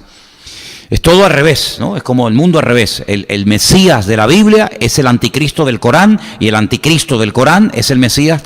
Es todo al revés, totalmente todo al revés, ¿verdad? Entonces, estas fronteras que el Señor le ha dado al pueblo de Israel, sí o sí las va a conquistar. Pero en los últimos tiempos vamos a ver cómo desde el norte va a venir una confederación de naciones de millones, estamos hablando de cifras astronómicas, de millones de personas que van a atacar a Israel desde el norte, entrando por el norte. Y donde se describe con pelos y señales, donde se nos habla acerca de esta inminente invasión a Israel. Bueno, pues en el capítulo 38 del libro de Ezequiel, que yo quiero leer unos textos, porque en esta noche estamos estudiando este tema, y quiero que presten atención porque es algo tremendo lo que aquí se describe. Desen cuenta que, por ejemplo, el rey David, que es el rey más importante de toda la historia de Israel, es un nombre que empieza y termina con la misma letra. En hebreo es la letra Dalet de David y termina con la misma letra. Pues God, que es el líder de esta confederación de naciones, empieza con la misma letra Gimel, la letra G en este caso, y termina con la misma letra. Como una imitación, el diablo siempre intenta imitar todo lo que tiene que ver con el Señor. Y God es el nombre que recibe el líder que va a unir a estas naciones que van desde el norte a atacar al pueblo de Israel. En la última ocasión que viajé a Israel, que fue en enero, y también otro viaje que hice, creo que fue en octubre, noviembre, la sensación que yo tuve en esos viajes no la había tenido nunca. Había una excesiva calma, una calma tensa. Es como lo que va a ocurrir antes de un huracán.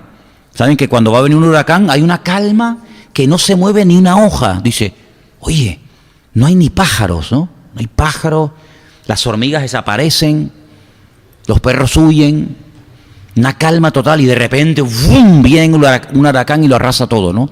Pues esa era la sensación. Y hay hermanos en Israel en este momento que están teniendo esa sensación.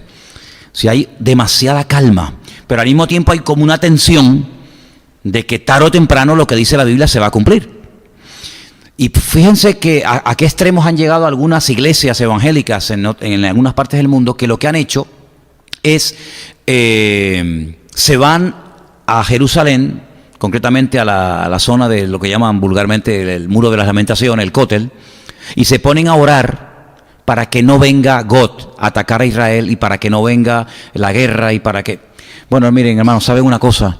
Hay cosas que aunque usted ore por ellas, van a ocurrir sí o sí.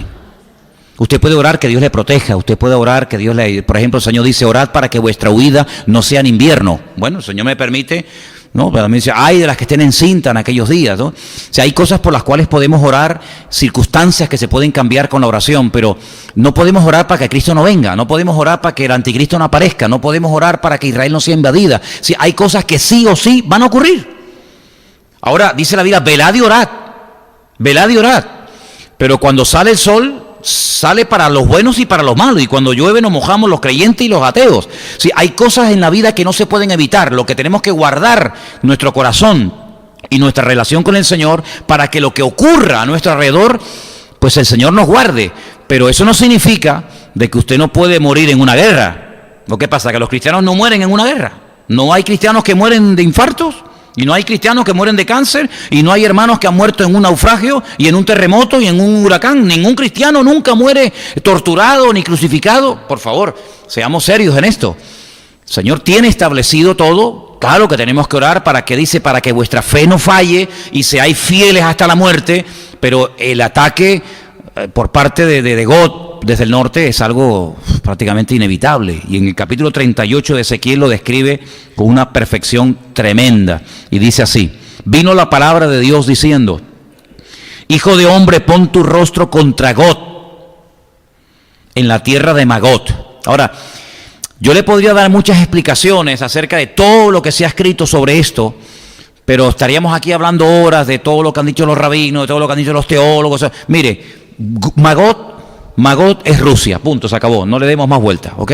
Si usted quiere, yo le doy los versículos, le doy los textos, le doy las explicaciones, le digo lo que significa en hebreo, lo que significa por aquí, por allá, pero para no estar perdiendo tiempo en esto, porque esto no es un seminario, esto es un culto normal de iglesia, Magot, métase en la cabeza de que es Rusia. Entonces usted podría leer: Hijo de hombre, pon tu rostro contra Gog, el presidente, que en este momento el presidente que acaba de ganar otra vez las elecciones por 6 años es Putin. Pero bueno, puede ser Putin como puede ser Pimpín o Pum Pum, me da igual. Sí, el líder de ese país se llama Gog, y el país Magot es Rusia. Príncipes soberanos de Mesec y Tubal, que son provincias, son regiones, son zonas de la zona del Cáucaso, la zona del Mar Caspio, del Mar Negro. Son todas las zonas que en este momento están bajo, la cobertura de Rusia, para que nos entendamos.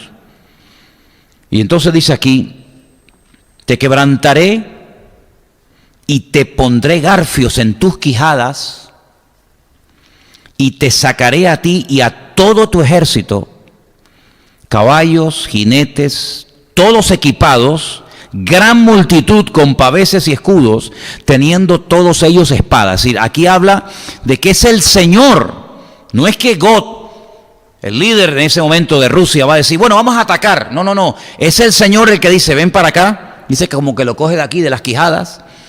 También habla de un garfio. Ustedes saben que hay animales, los toros, las vacas, que le ponen aquí un anillo, ¿no?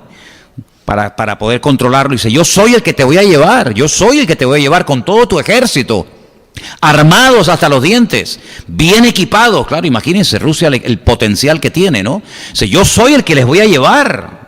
No presumas de que eres tú el que decide, soy yo el que muevo los personajes, uso a Faraón, o uso a Ciro, o uso a Nabucodonosor, da igual, soy yo el que te saca, ¿verdad? Y después dice, fíjate el versículo 5, fíjate, ¿a quién menciona? A Irán. Oye, qué casualidad que Rusia apoya a muerte a los iraníes, es tremendo. Pero es que ya lo dice la Biblia en el profeta Ezequiel capítulo 38, que Gog, que es el líder, el presidente de Rusia, va a tener el apoyo de Persia. ¿Y quién es Persia? Es Irán. Pero uno dice, bueno, pero eso es muy difícil. No, es que ya es un hecho. Es que ya es un hecho en este momento, que Rusia e Irán son uno. De hecho, Putin acaba de decir hace 24 horas, misil que lancen los americanos contra Irán, misil que le intercepto. No voy a permitir que caigan en territorio sirio, ¿verdad? Porque también es un aliado, misiles americanos, Qus, Fud. Ahí te habla de países como, por ejemplo, Etiopía, países de África. Te habla, por ejemplo, de Turquía. Qué curioso las declaraciones que Erdogan, presidente de Turquía, está haciendo últimamente en contra de Israel, que son unos asesinos, que no sé qué, que no sé cuánto. Fíjate cómo menciona, todos ellos con escudo, con yelmo. Gomer es una de las regiones más importantes de Rusia, con sus tropas, la casa de Togarma, todos son territorios, repúblicas soviéticas, de los confines del norte, y todas sus tropas, muchos pueblos consigo. Prepárate y apercíbete tú y toda tu multitud que se ha reunido a ti, y sé tú su guarda. De aquí a muchos días serás visitado. Al cabo de años vendrás a la tierra salvada de la espada. ¿Cuál es la tierra que ha sido salvada de la espada? De la destrucción. Israel. Una ciudad, un país que ha sido recogido de entre muchos pueblos. Israel. Israel ha sido salvada de la espada, de la destrucción total y absoluta. Un país que ha sido recogido de montones de naciones. Y te traeré a los montes de Israel, que siempre fueron una desolación, mas fue sacada de las naciones, y todos ellos morarán confiadamente. Subirás tú y vendrás como tempestad, como nublado para cubrir la tierra. Serás tú y todas tus tropas y muchos pueblos contigo. Si no vendrás sola, no vendrás sola. Sabemos que Rusia no tiene ningún problema en invadir zonas que no le corresponde invadir. Lo hizo en Afganistán, lo hizo en Ucrania y lo ha hecho continuamente, invadiendo lugares, territorios, que después para sacarlos, madre mía, lo ha hecho continuamente. Así ha dicho el Señor: en aquel día subirán palabras en tu corazón y concebirás mal pensamiento. Ahora algunos dicen, bueno, ¿y por qué Putin todavía no ha atacado a Israel? Bueno, hay cosas curiosas. Putin fue criado por una familia judía. Putin habla hebreo. Putin tiene, entre comillas, una buena relación con Netanyahu, el presidente de Israel, porque tiene como una especie de agradecimiento, porque una familia judía, cuando sus padres iban a trabajar y él era muy pobre, vivía en no sé qué sitio, le daban de comer y lo atendían, pero olvídense de eso, hermano. Olvídense de eso. Dice que llegará el momento en el que vendrán malos pensamientos, sea él o sea quien sea en el futuro, no lo sé, ¿verdad? Subirán malos pensamientos a su corazón y dirá, ahora es el momento, ahora es el momento de atacar. Y entonces dice aquí, para arrebatar despojos, subirá contra una tierra indefensa, iré contra gente tranquilas, que habitan confiadamente, todas ellas habitan sin muro y no tienen cerrojos ni puertas, para arrebatar despojos, para tomar botín, para poner tus manos sobre las tierras desiertas ya pobladas, sobre el pueblo recogido de entre las naciones que se hace de ganado y posesiones, que mora en la parte central de la tierra, el centro del mundo es Israel. Saba de Dan, los mercaderes de Tarsis, y todos sus príncipes te dirán, has venido a arrebatar despojos, has reunido tu multitud para tomar botín, para quitar plata y oro, para tomar ganados y posesiones, para tomar grandes despojos. Por tanto profetiza, hijo de hombre, y dile a Gog, así ha dicho el Señor: en aquel tiempo, cuando mi pueblo Israel habite con seguridad, ¿no lo sabrás tú? ¿No lo sabrás tú? Vendrás de tu lugar, de las regiones del norte, tú y muchos pueblos contigo, todos ellos a caballo, gran multitud y poderoso ejército. Quiero decirles que hasta el día de hoy, en todos los ejércitos del mundo, a los tanques de guerra se le llama la caballería. Usted dice, ¿cómo van a venir montados a caballo en pleno siglo XXI? Pero si usted estuvo en el ejército, sabrás que si te destinaban a caballería, uy, voy a montar a caballo, no vas a montar ni en uno. Aunque también hay caballos, cuidado. Pero la caballería son los tanques de combate, ¿vale? ¿En qué cuerpo estás tú? No, en intendencia, yo en infantería, yo en artillería, yo en aviación, yo en tal. Yo en caballería. La caballería son los tanques. Entonces dice que vendrán todos ellos, gran multitud, poderoso ejército.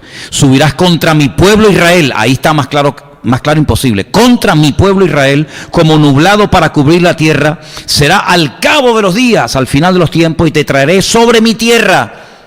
Te traeré sobre mi tierra para que las naciones me conozcan cuando sea santificado en ti, oh Gog, delante de tus ojos. ¿Cuál es el objetivo? ¿Qué pretende Dios con todo esto?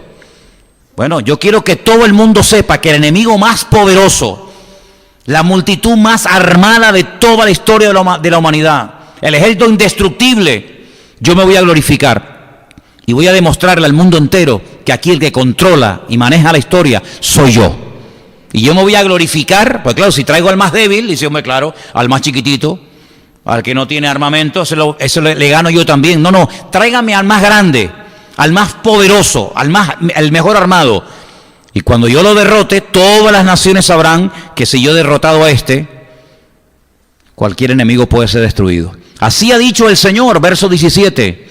¿No eres tú aquel de quien hablé yo en los tiempos pasados por mis siervos los profetas de Israel, los cuales profetizaron en aquellos tiempos que yo te habría de traer sobre ellos? Es que ya está todo escrito. Aquí no hay plan B, aquí hay un solo plan y se va desarrollando poco a poco. En aquel tiempo, cuando venga Gog contra la tierra de Israel, dice el Señor, subirá mi ira y mi enojo. Porque he hablado en mi celo y en mi fuego y en el fuego de mi ira, que en aquel tiempo habrá gran temblor sobre la tierra de Israel. Fíjate, algo que aún no ha ocurrido, ya Dios te lo cuenta como algo que ya ocurrió, porque Dios cuenta la historia desde el principio. Claro, el hombre cuando habla de historia te cuenta lo que ha pasado, pero Dios te cuenta la historia desde el principio, porque Él conoce el principio y el fin. No hay nada que se le oculte. Porque he hablado en mi celo, dice, que los peces del mar, las aves del cielo, las bestias del campo y toda serpiente que se arrastra sobre la tierra y todos los hombres que están sobre la faz de la tierra temblarán ante mi presencia. Se desmoronarán los montes y los vallados caerán y todo muro caerá a tierra. Versículo 21. y en todos mis montes llamaré contra él la espada, dice el Señor, la espada de cada cual contra su hermano. Ahora, no es la primera vez, ustedes conocen Biblia y la han leído, no es la primera vez que un enemigo que va a atacar a Israel se termina matando entre ellos. No es la primera vez, usted lo sabe. Usted sabe que cuando, por ejemplo, Gedeón, con 300 campesinos, fue a pelear contra una multitud incontable, al final la multitud se mató entre ellos. Y eso se va a volver a repetir. Vienen armados hasta los dientes y al final se matan entre ellos. ¿Cómo puede ser eso? ¿Verdad? Y dice aquí, y yo litigaré contra él con pestilencia y con sangre, haré llover sobre él, sobre sus tropas y sobre sus muchos pueblos que están con él, impetuosa lluvia y piedras de granizo, fuego y azufre, y seré engrandecido y santificado y seré conocido ante los ojos de muchas naciones y sabrán que yo soy el Señor.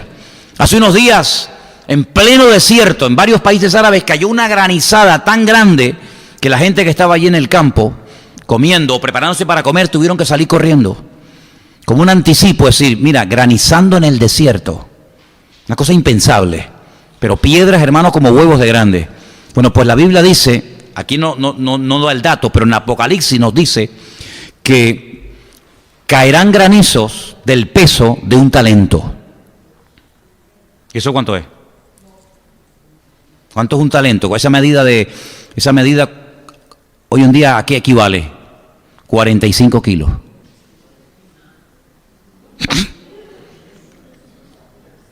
A mí me han tirado piedras en la cabeza. Yo me acuerdo, nunca me olvidaré en mi vida cuando yo salí una vez de clase. Claro, le habré hecho algo a alguien y dice, esta se la tengo sentenciada cuando salga. Yo salí de clase y yo ni la vi venir, ni sé, nunca supe quién fue. Me lanzaron una piedra aquí en el hombro, pero un dolor, hermano, terrible. Nunca me enteré. Pero ustedes imagínense lo que es una piedra desde el cielo. Claro, eso se multiplica. Tienen que multiplicar. Yo no sé ahora mismo la fórmula, pero usted multiplica la masa por la velocidad. 45 kilos contra la... Bueno, 45 kilos, hermano, te traspasa un edificio. Una granizada de 45 kilos. Sí, a mí me da igual el armamento que traiga. Si el Señor te empieza a mandar 45 kilos de granizo, eso destruye a lo que sea. Fíjense qué curioso que algunas de las cosas que van a ocurrir en los últimos tiempos ya ocurrieron en Egipto con Faraón. Faraón era la potencia militar número 1 y el Señor arrasó, destruyó. Y una de las cosas que mandó, ¿qué fue? El granizo.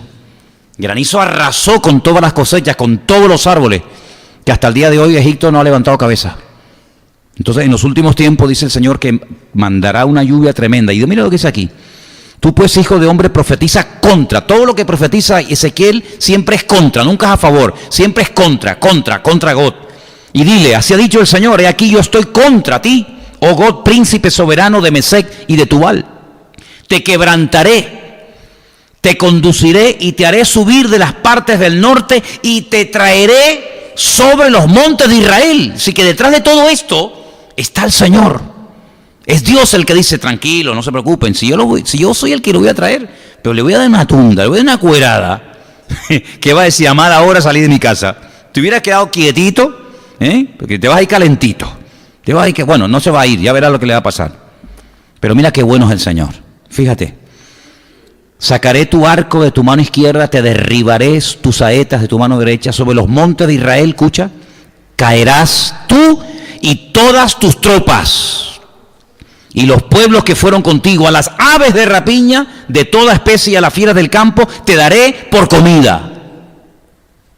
Bueno, si yo soy God, yo digo, yo no voy allí ni loco. Porque lo que me está diciendo es que mi cuerpo se lo van a comer los buitres, se lo van a comer las aves de rapiña. Es decir, estate quietito, God, estate quietito, Gojito, estate quietito. Y dice, sobre los montes de Israel caerás, sobre la faz del campo caerás, porque yo he hablado, dice el Señor. Enviaré fuego contra Magot, contra Rusia, sobre los que moran con seguridad en las costas, y sabrán que yo soy el Señor. Haré notorio mi santo nombre en medio de mi pueblo Israel, y nunca más dejaré profanar mi santo nombre, y sabrán las naciones que yo soy el Señor, el Santo de Israel. Ahora, tiene que ser algo muy contundente, tiene que ser algo muy claro para que la gente diga, no, esto no es casualidad, esto no es que ellos son más fuertes que, no, esto es que es la mano de Dios. Porque al principio Faraón decía, yo también lo hago. A ver, tienen ustedes la vara, y se convertía en serpiente y decían, nosotros también lo hacemos. Pero un momento en el que Faraón dijo, esto es mano, esto es dedo de Dios, esto ya no soy capaz de hacerlo. Bueno, pues llegará un momento en el que será tan clara la intervención divina que todas las naciones de la tierra dirán, esto es Dios, esto no tiene otra explicación más que una explicación divina, esto es el Señor. Los moradores de las ciudades de Israel saldrán, escucha, y encenderán y quemarán armas, escudos, paveses. Bueno, aquí te hablan en el lenguaje de la época, ¿no? Metralletas, cañones, bazocas, lanzas. Los quemarán en el fuego, ¿cuánto? 7 años. 7 años, utilizando todo el combustible, utilizando todo lo que esa gente trajo para destruir Israel. No traerán leña del campo ni cortarán árboles, sino que quemarán las armas en el fuego. Despojarán a sus despojadores, como fue en Egipto, que se fueron, pero no con una mano delante y una mano detrás, se fueron ricos porque despojaron a Egipto. Robarán a los que le robaron, dice el Señor, en aquel tiempo. Mira la misericordia de Dios. Yo daré a Gog lugar para sepultura allí, en Israel, en el valle de los que pasan al oriente del mar, y obstruirá el paso de los transeúntes, pues allí enterrarán a Gog y a toda su multitud, y lo llamarán la tierra de Amón Gog, que significa multitud de Gog. Y uno dice, bueno, ¿y por qué el Señor le permite sepultura en Israel? Porque el Señor no olvida ni lo bueno ni lo malo que el ser humano haya hecho. Gog es un descendiente de Jafet, no es descendiente de Can, no es descendiente de Sem, es descendiente de Jafet.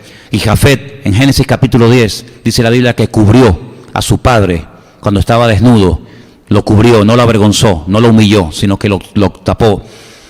Y como un descendiente de Jafet, así como el descendiente de Cam fue maldito y había que destruirlo, Gog, como descendiente de Jafet, el Señor le dirá, has venido contra mi pueblo, has venido a destruir mi ciudad de Jerusalén, has venido a borrar mi nombre sobre la faz de la tierra, pero yo te daré un lugar para sepultura, para que todo el mundo que pase por este lugar diga, ¿quién está enterrado ahí? Ahí está enterrado nada más y nada menos que el peor enemigo de Israel, el que quiso destruirnos. Ahí está enterrado como señal perpetua de que hasta aquí llegaste, amigo. ¿Qué les parece? Tremendo. Y dice algo más, y la casa de Israel los estará enterrando por 7 meses. Para limpiar la tierra. 7 años quemando el combustible, quemando el armamento, y 7 meses enterrando muertos. Muchachos, ¿pero cuántos va a haber? Bueno, la Biblia dice que la sangre llegará hasta la altura de los frenos de los caballos. ¿Qué te parece? Toda esta batalla, ¿dónde se va a llevar a cabo? En el valle de Josafat, o el valle de Megiddo, que es un valle espectacular que va desde la costa de la ciudad de Haifa, casi hasta el norte de Israel, ¿verdad? Un valle gigantesco. Napoleón, cuando lo vio, porque Napoleón estuvo en Israel, se quedó mirando. Él desembarcó en en Jope, y cuando él vio aquel valle dijo, este es el valle perfecto para librar a cabo una gran batalla. Pues en ese valle se va a llevar a cabo esta batalla, tremendo, y dice, los enterrará todo el pueblo de la tierra, y será para ellos un día célebre en el que yo sea glorificado. Tomarán hombres a jornal para que vayan por el país con los que viajen, para enterrar a los que queden sobre la faz de la tierra, a fin de limpiarla al cabo de 7 meses. Hermanos, 7 meses enterrando muertos, eso es una barbaridad. Millones. Jamás ha habido tantos millones de soldados con el único propósito de destruir a un solo pueblo. Pero ¿saben? Si ustedes leen Zacarías capítulo 14, yo les voy a pedir que lo lean esta noche tranquilitos, ahí en casa, antes de irse a dormir. No tengan miedo de que van a tener pesadillas. No, Zacarías 14 es muy bueno. Dice, esta será la plaga con la que el Señor herirá a todos los soldados, a todas las personas que dijeron, vamos a subir y destruir a Israel y a destruir Jerusalén. Ezequiel habla de granizo, Ezequiel habla de terremoto, pero Zacarías da un dato más y dice, esta será la plaga, el castigo, con la que el Señor va a herir a los que se levantaron con el propósito de destruir a Israel. Miren qué interesante. Y dice así, para que veáis lo interesante que dice la Escritura. Esta será la plaga con la que el Señor herirá a todos los pueblos que pelearon contra Jerusalén. La carne de ellos, escuche bien, la carne de ellos se corromperá estando ellos sobre sus pies, y se consumirán en las cuencas sus ojos, y la lengua se les va a deshacer en su boca. Si a ti te pegan un tiro, tú caes al suelo y mueres. Si te lanzan una flecha, tú caes al suelo y mueres. Pero esta es la única vez que la gente se muere de pie, porque en la vida, cuando uno muere, cae. Pero esta plaga va a ser diferente, porque es la primera vez en la historia de la humanidad que la gente muere estando de pie. Se van así a desmigajar. Bueno, esto está claro que esto es o un ataque bacteriológico, o un ataque químico, o una guerra de armas nucleares. Si tú estás en pie, dispuesto a pelear, dispuesto a matar, y de repente hace tu cuerpo, se deshace. Dice, esta será la plaga, este será el castigo con la que el Señor hiera a todas las personas que se levantaron contra Jerusalén. Porque mire, digo esto y termino. Caín se levantó contra su hermano, pero mató a uno. Pero fíjense que después Naamán, él intenta matar a todos. Es decir, el odio en contra ese pueblo, en contra hacia esa nación siempre va en aumento. Caín mató a uno. Faraón quería matar solamente a los varones. Bueno, perdonó a las niñas y a las mujeres. Pero Naamán quería matar a todos. Y vemos que va en aumento, ¿verdad? De uno a los hombres, después a todos. Pero lo que intenta God no es matar a uno, ni a dos, ni a tres, ni a cuatro, sino lo que intenta God es no solamente matarlos a todos, sino matar a Dios. Porque God tiene ese espíritu de la malecita, que es que el que se levanta contra el trono de Dios. Por eso Rusia es una nación atea, una nación donde el ateísmo, el darle la espalda a Dios, es su bandera. No digo que no haya creyentes, claro que hay creyentes. Yo les digo algo, los primeros libros que yo leí cuando yo me convertí al principio eran libros que tenían que ver con gente que se convertía en cárceles en Rusia. Por ejemplo, leí un libro tremendo, si algún día lo pueden leer, léanlo, se llama Encontré a Dios en Rusia. Eran personas que metían en la cárcel y ahí contaba todas las barbaridades que le hacían y se llegaban a convertir al Señor. Y yo me acuerdo cuando yo era recién convertido que iba con mi pastor, él me decía, vamos a pescar.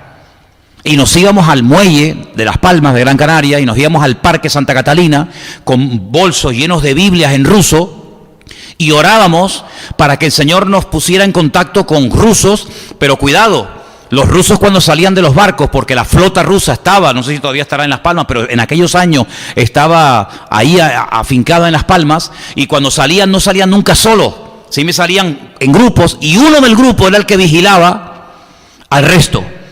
Y teníamos que orar para que cuando estaban a lo mejor en la vitrina de una tienda de estas de indios, ¿no? Las famosas tiendas de indios que tenemos aquí que venden informáticas y cámaras y todo, y nos acercábamos a ellos sin decir palabra, aparte no sabíamos ni qué decirles, nos acercábamos a ellos, abríamos así el bolso y se lo enseñábamos. Miraban adentro, miraban a todos lados y hacían así. Y se guardaban la Biblia. Y teníamos un Nuevo Testamento pequeñito que estaba preparado para que lo pudieras meter hasta dentro de la taza del café con leche o dentro del agua y no se estropeaba. Por si te revisaban, hacías así, pum, lo metías dentro de la taza del café, no se veía y ahí estaba y lo sacabas y no se mojaba. Pero claro, si hacíamos así y el encargado del grupo veía que estábamos repartiendo Biblia, automáticamente daba la orden y se iban todos al barco. Bueno, tanto nos usó el Señor en aquella época repartiendo Biblias a los rusos que nos invitaron un día a un barco a comer.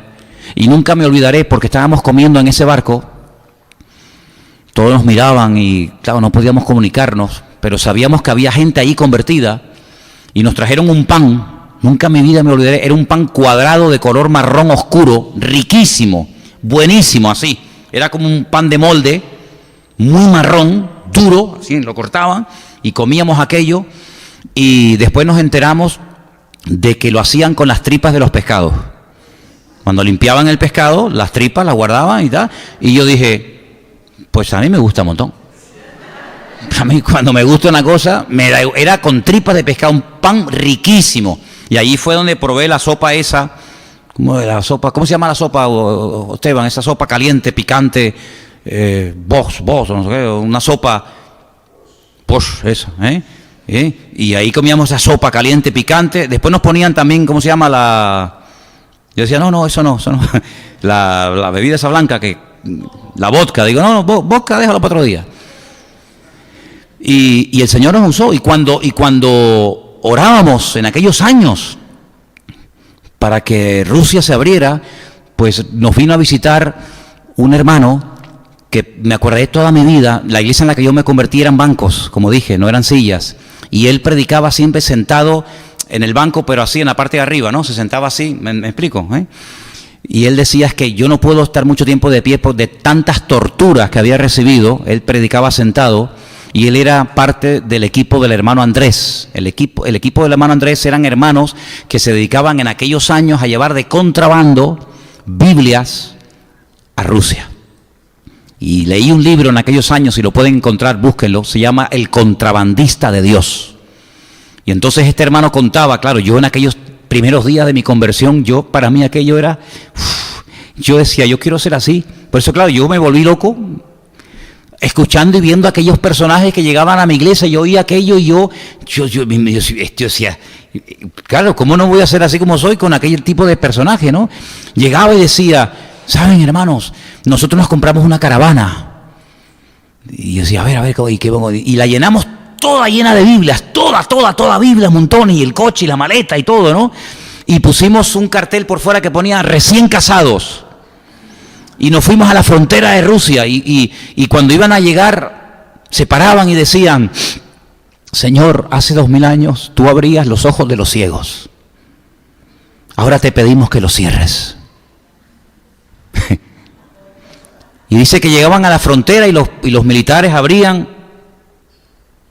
Había miles de Biblias allá adentro y no veían nada. Y decían, pasen.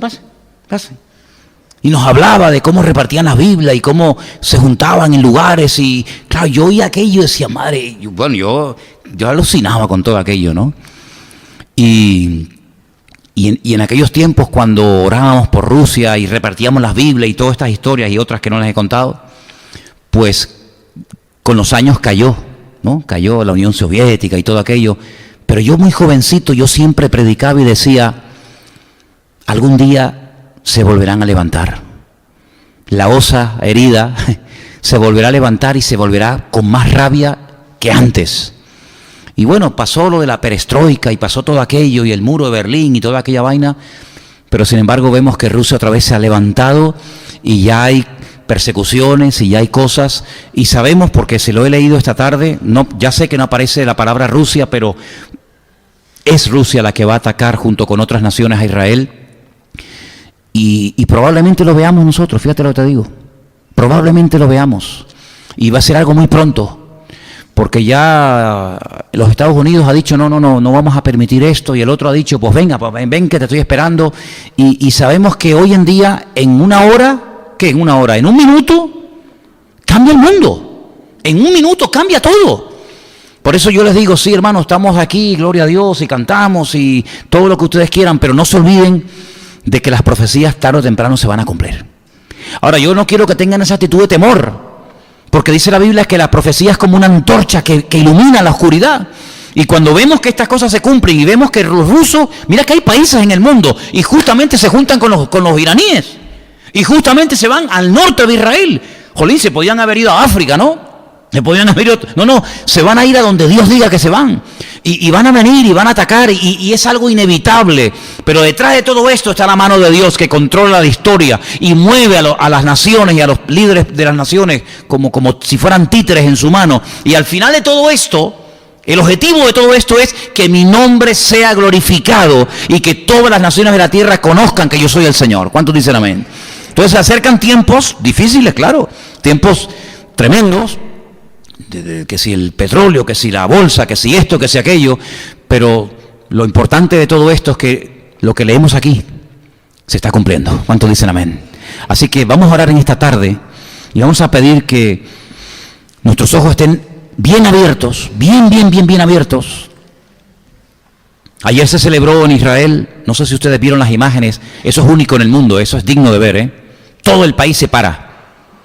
Las autopistas con miles y miles de coches se paran, todos se salen de los coches y se quedan así de pie sin moverse. Todos los que están por las calles se detienen, los que están sentados se ponen de pie. Ayer se recordó el aniversario de la Shoah, del aniversario del Holocausto. El Holocausto nace donde murieron millones de judíos, ¿verdad? Y ayer muchos de allí se asustaron porque todos los años hay exhibiciones militares de aviones, pero ayer como nunca antes se vieron demasiados aviones volando sobre la costa de Israel y se asustaron y llamaron por teléfono, oye, ¿qué está pasando? ¿Empezamos la guerra? ¿No empezamos la guerra? Es decir, hermanos, todo esto Juan lo vio en palabra profética, en visión, en sueños, Ezequiel, Daniel, Zacarías, tantos profetas. Ellos lo escribieron como algo que iba a ocurrir, y mira tú por dónde, a ti y a mí, capaz que el Señor nos permite ver lo que ellos escribieron. ¿Qué te parece? Tal vez te hubiera gustado al revés, ¿no? Pues yo estoy deseando ver todo esto, porque yo sé que detrás de todo esto está la mano de nuestro Dios, y si no pasa esto antes, Él no viene. Y como todos queremos que el Señor venga, primeramente hay que pasar por el fuego para después ver la bendición de Dios. Así que no tengan miedo, dale ahí gloria y honra al Señor donde está sentado y dile: Señor, prepara mi corazón, porque yo veo en tu palabra que todo está escrito con una perfección absoluta, no hay ni un solo detalle que no esté escrito, y tu palabra, Señor, es lumbrera a nuestro camino, es el pan de nuestra alma, y por eso queremos alimentarnos de ella y leer ahora más que nunca las profecías, escudriñar las escrituras, porque ellas son las que dan testimonio verdadero de la verdad. Y queremos pedir por Israel, queremos pedirte por Jerusalén, queremos orar por todos nuestros hermanos, pastores y siervos tuyos que están en esa parte del mundo en este momento sirviéndote, sabiendo lo que viene, pero también sabiendo que todo está bajo la mano y el control de nuestro Dios. Trae paz a nuestros corazones, caerán a tu lado 1000, 10.000 a tu diestra, mas a ti no llegará, dice la palabra. Tú nos guardarás en completa paz, por cuanto nuestro corazón, nuestra mente en ti persevera. Te pedimos, Señor, que en estos tiempos difíciles y peligrosos tu iglesia se mantenga firme en la fe, que tu iglesia mantenga los ojos puestos en Cristo, y que nada ni nadie nos distraiga, que nada ni nadie nos asuste, porque el perfecto amor echa fuera el temor. Y queremos, Señor, agarrarnos a ti más que nunca. Sabemos que el mundo va a ir de mal en peor, la maldad se va a multiplicar, pero el que persevere hasta el fin, ese será salvo. Y yo quiero ser eso, uno de esos, de los que perseveran hasta el fin, Señor. En el nombre de Jesús, Señor, ayúdanos y guarda nuestros pensamientos y corazones, que podamos, Señor, saber que nuestro Dios cuida de nuestra vida, y que pase lo que pase, tú estarás con nosotros todos los días hasta el fin del mundo. Aleluya. Gracias, Padre, por tu presencia en nuestra vida y por haber llegado la verdad a nuestros corazones. En el nombre de tu amado Hijo Jesús. Amén y amén. Nos ponemos de pie, amados, en esta tarde. Vamos a, como siempre, hacemos, no porque sea menos importante,